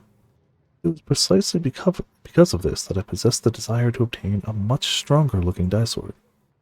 Of course, it was also due in part to my collector's mentality as an otaku, but, you know. Run along by the sight of Senna's dai sword, I floated all the way over to the pedestrian scramble before I realized what I was doing. Crap, I thought, biting my lip. I hadn't wanted to come to the plaza. I reluctantly went to the shopping district in school because I had things to accomplish there. But so far as it was possible, I wanted to avoid going near them. When I realized that there were tons of people standing around me like this, it gave me the illusion that all my escape routes had been stolen, and it became hard for me to keep breathing. As expected, the station plaza was full of people today as well. Feeling sicker and sicker, I hunched over for a little while, holding in my nausea. Because of that, the next time I raised my face, I had lost sight of that eye-catching dai sword. It looked as though she had walked in the direction of the Hachiko statue, but... Right then, the lights of the scramble crossing turned green. Huge numbers of people rushed into the crossing in all directions. It became a little chaotic. I thought it was kind of amazing that all these people could go in whichever direction they wanted without bumping into each other. Seeing this, I became well aware of how unrealistic my delusion of the empty pedestrian scramble had been, the one from 2 days ago. It might be the case that over the course of a whole year, there wasn't 1 second of time when this place became vacant. Besides, what had I intended to accomplish by chasing after Senna? I couldn't do so much as ask a Mandrake clerk about whether a product was in stock, much less start up a conversation with that unsociable and scary-looking Senna. Besides, she might be my enemy. I had no idea what could end up happening to me if I merely trailed after someone like her defenseless. What was wrong with me? I'd better go back. Having come to that decision, I started to turn on my heel. I noticed a white chain lying in the pavement. Plus, though people's legs concealed the place it led to, it seemed to extend from almost exactly where I was standing to the opposite side of the pedestrian scramble. What could it be? It was a remarkably long chain. Was it being used in some sort of construction? But I couldn't detect any other traces of construction work. I didn't think they'd just leave this one chain lying about. A prop from a location shoot for a movie or TV drama? No, they couldn't use it for that at a time where there were so many people here. If so, had someone thrown it away? A chain that is this long? It's hard enough simply to bring it here. Whatever the answer, it was definitely going to impede the progress of cars and pedestrians. I craned my neck to see how those around me were reacting. I thought it'd be dangerous if someone happened to trip over it, but I didn't see a single person paying the slightest attention to it. Maybe my eyes were playing a trick on me, I figured. So I rubbed them before squinting at it again, but the chain was lying there, as I thought before. Also, it was too eerie for me to work up the courage to touch it. Rather than being cheapish looking and made from plastic, it was a very sturdy looking metal type. I wondered how long it had been left alone here. If things were the same as usual, I would have thought of this as being some form of trap. I would have fled in fear at the thought, maybe. At the end of the chain, something horrifying was lying in wait for me. For some reason, my current self was helplessly interested in where the chain led, and what it was connected to. My heart was controlled by the mysterious illusion that I needed to trace my way along it. Jostling against nearby passerbys again and again, I crossed the pedestrian scramble before the signal turned red. The chain continued towards an old, deep green streetcar that had been set a little to the side of the Hachiko statue. I called it a streetcar, but because its wheels had been removed, it was actually closer to a kind of monument or an exhibition. It should be possible to freely enter it. As I'd guessed, the white chain went up to the streetcar's open door and extended inside its compartment. There were many people waiting around by Hachiko, but not one of them paid any heed to the chain. They didn't show the faintest indication of noticing it. Besides, I didn't sense anyone's presence inside the streetcar. I swallowed anxiously and took a peek inside. That instant, I came to the understanding that this had been a trap. I couldn't believe myself for not having felt the least bit of doubt up until now. There was a single figure within the empty-seeming compartment. Aoi Senna sat cross-legged on one of the streetcar's wine-colored seats. Her sharp gaze captured me firmly. In her hand, she was holding a popsicle. That blue cup popsicle was Crunchy-kun, wasn't it? No, Crunchy-kun didn't matter the slightest right now. More importantly, I found it strange that I couldn't spot her giant dye sword anywhere. Where had she managed to stow away something so big? In place of her sword, the white chain lay coiled at her feet. But you know what? I'm gonna leave this here. I feel like this decision would be a good point to pick it up next time, because I have no idea what a better point's gonna be. It's a few minutes early, but whenever I'm getting close, I'm always looking for like a logical thing, and it's always possible at the end of whatever delusion this would be is a logical point, but I don't know. Unlike Steins Gate, where I had that kind of idea, I don't know. So I'm gonna leave it here. We made a bunch of progress. We've learned a lot.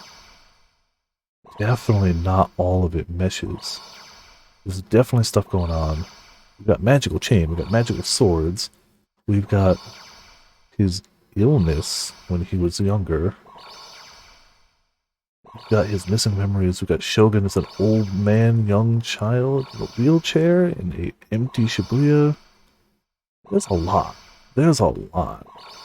Not to mention everything with Demon Girl. Just all of it. Truly can say I have no idea where it's going from here. Well, I'm excited to find out next week. As of right now, the plan for tomorrow and Tuesday is The World Ends With You, because I really got to finish that before more stuff comes out. Really got to finish it. Maybe Thursday we'll do a Monster Hunter. Keep some Monster Hunter going on. We'll see, though. I'm not 100% sure, but I think it's a decent idea. That's as far as I've got things planned for right now. I really wish I planned things further ahead, but I don't right now. That's just how it is. Obviously, thank you all for tuning in. Thank you all for watching. Been a good heckin' night with some good heckin' games. And yeah. That's our plan for the next few days. Let's see if we got somebody we can raid. I don't know why. I've been slacking on the raiding lately. Mostly just because hunger is an excuse, but I'm really bad. We got G Money, who I know is in New York right now. They must be streaming on their phone or something like that. So yeah, I'm gonna actually pop in there and say hi. Raid G Money.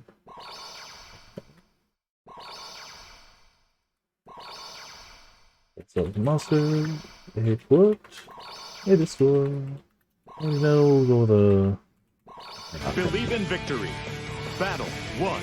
Engage. Just cause, really. Yeah. Thank you all for tuning in. Thank you all for watching. Hopefully everybody had a good time tonight. I always have a great time playing the heckin' game. All games are good games, and I really can't wait to see where this one goes. And yeah. This has been Viper of Viperland, and I will see you all next time.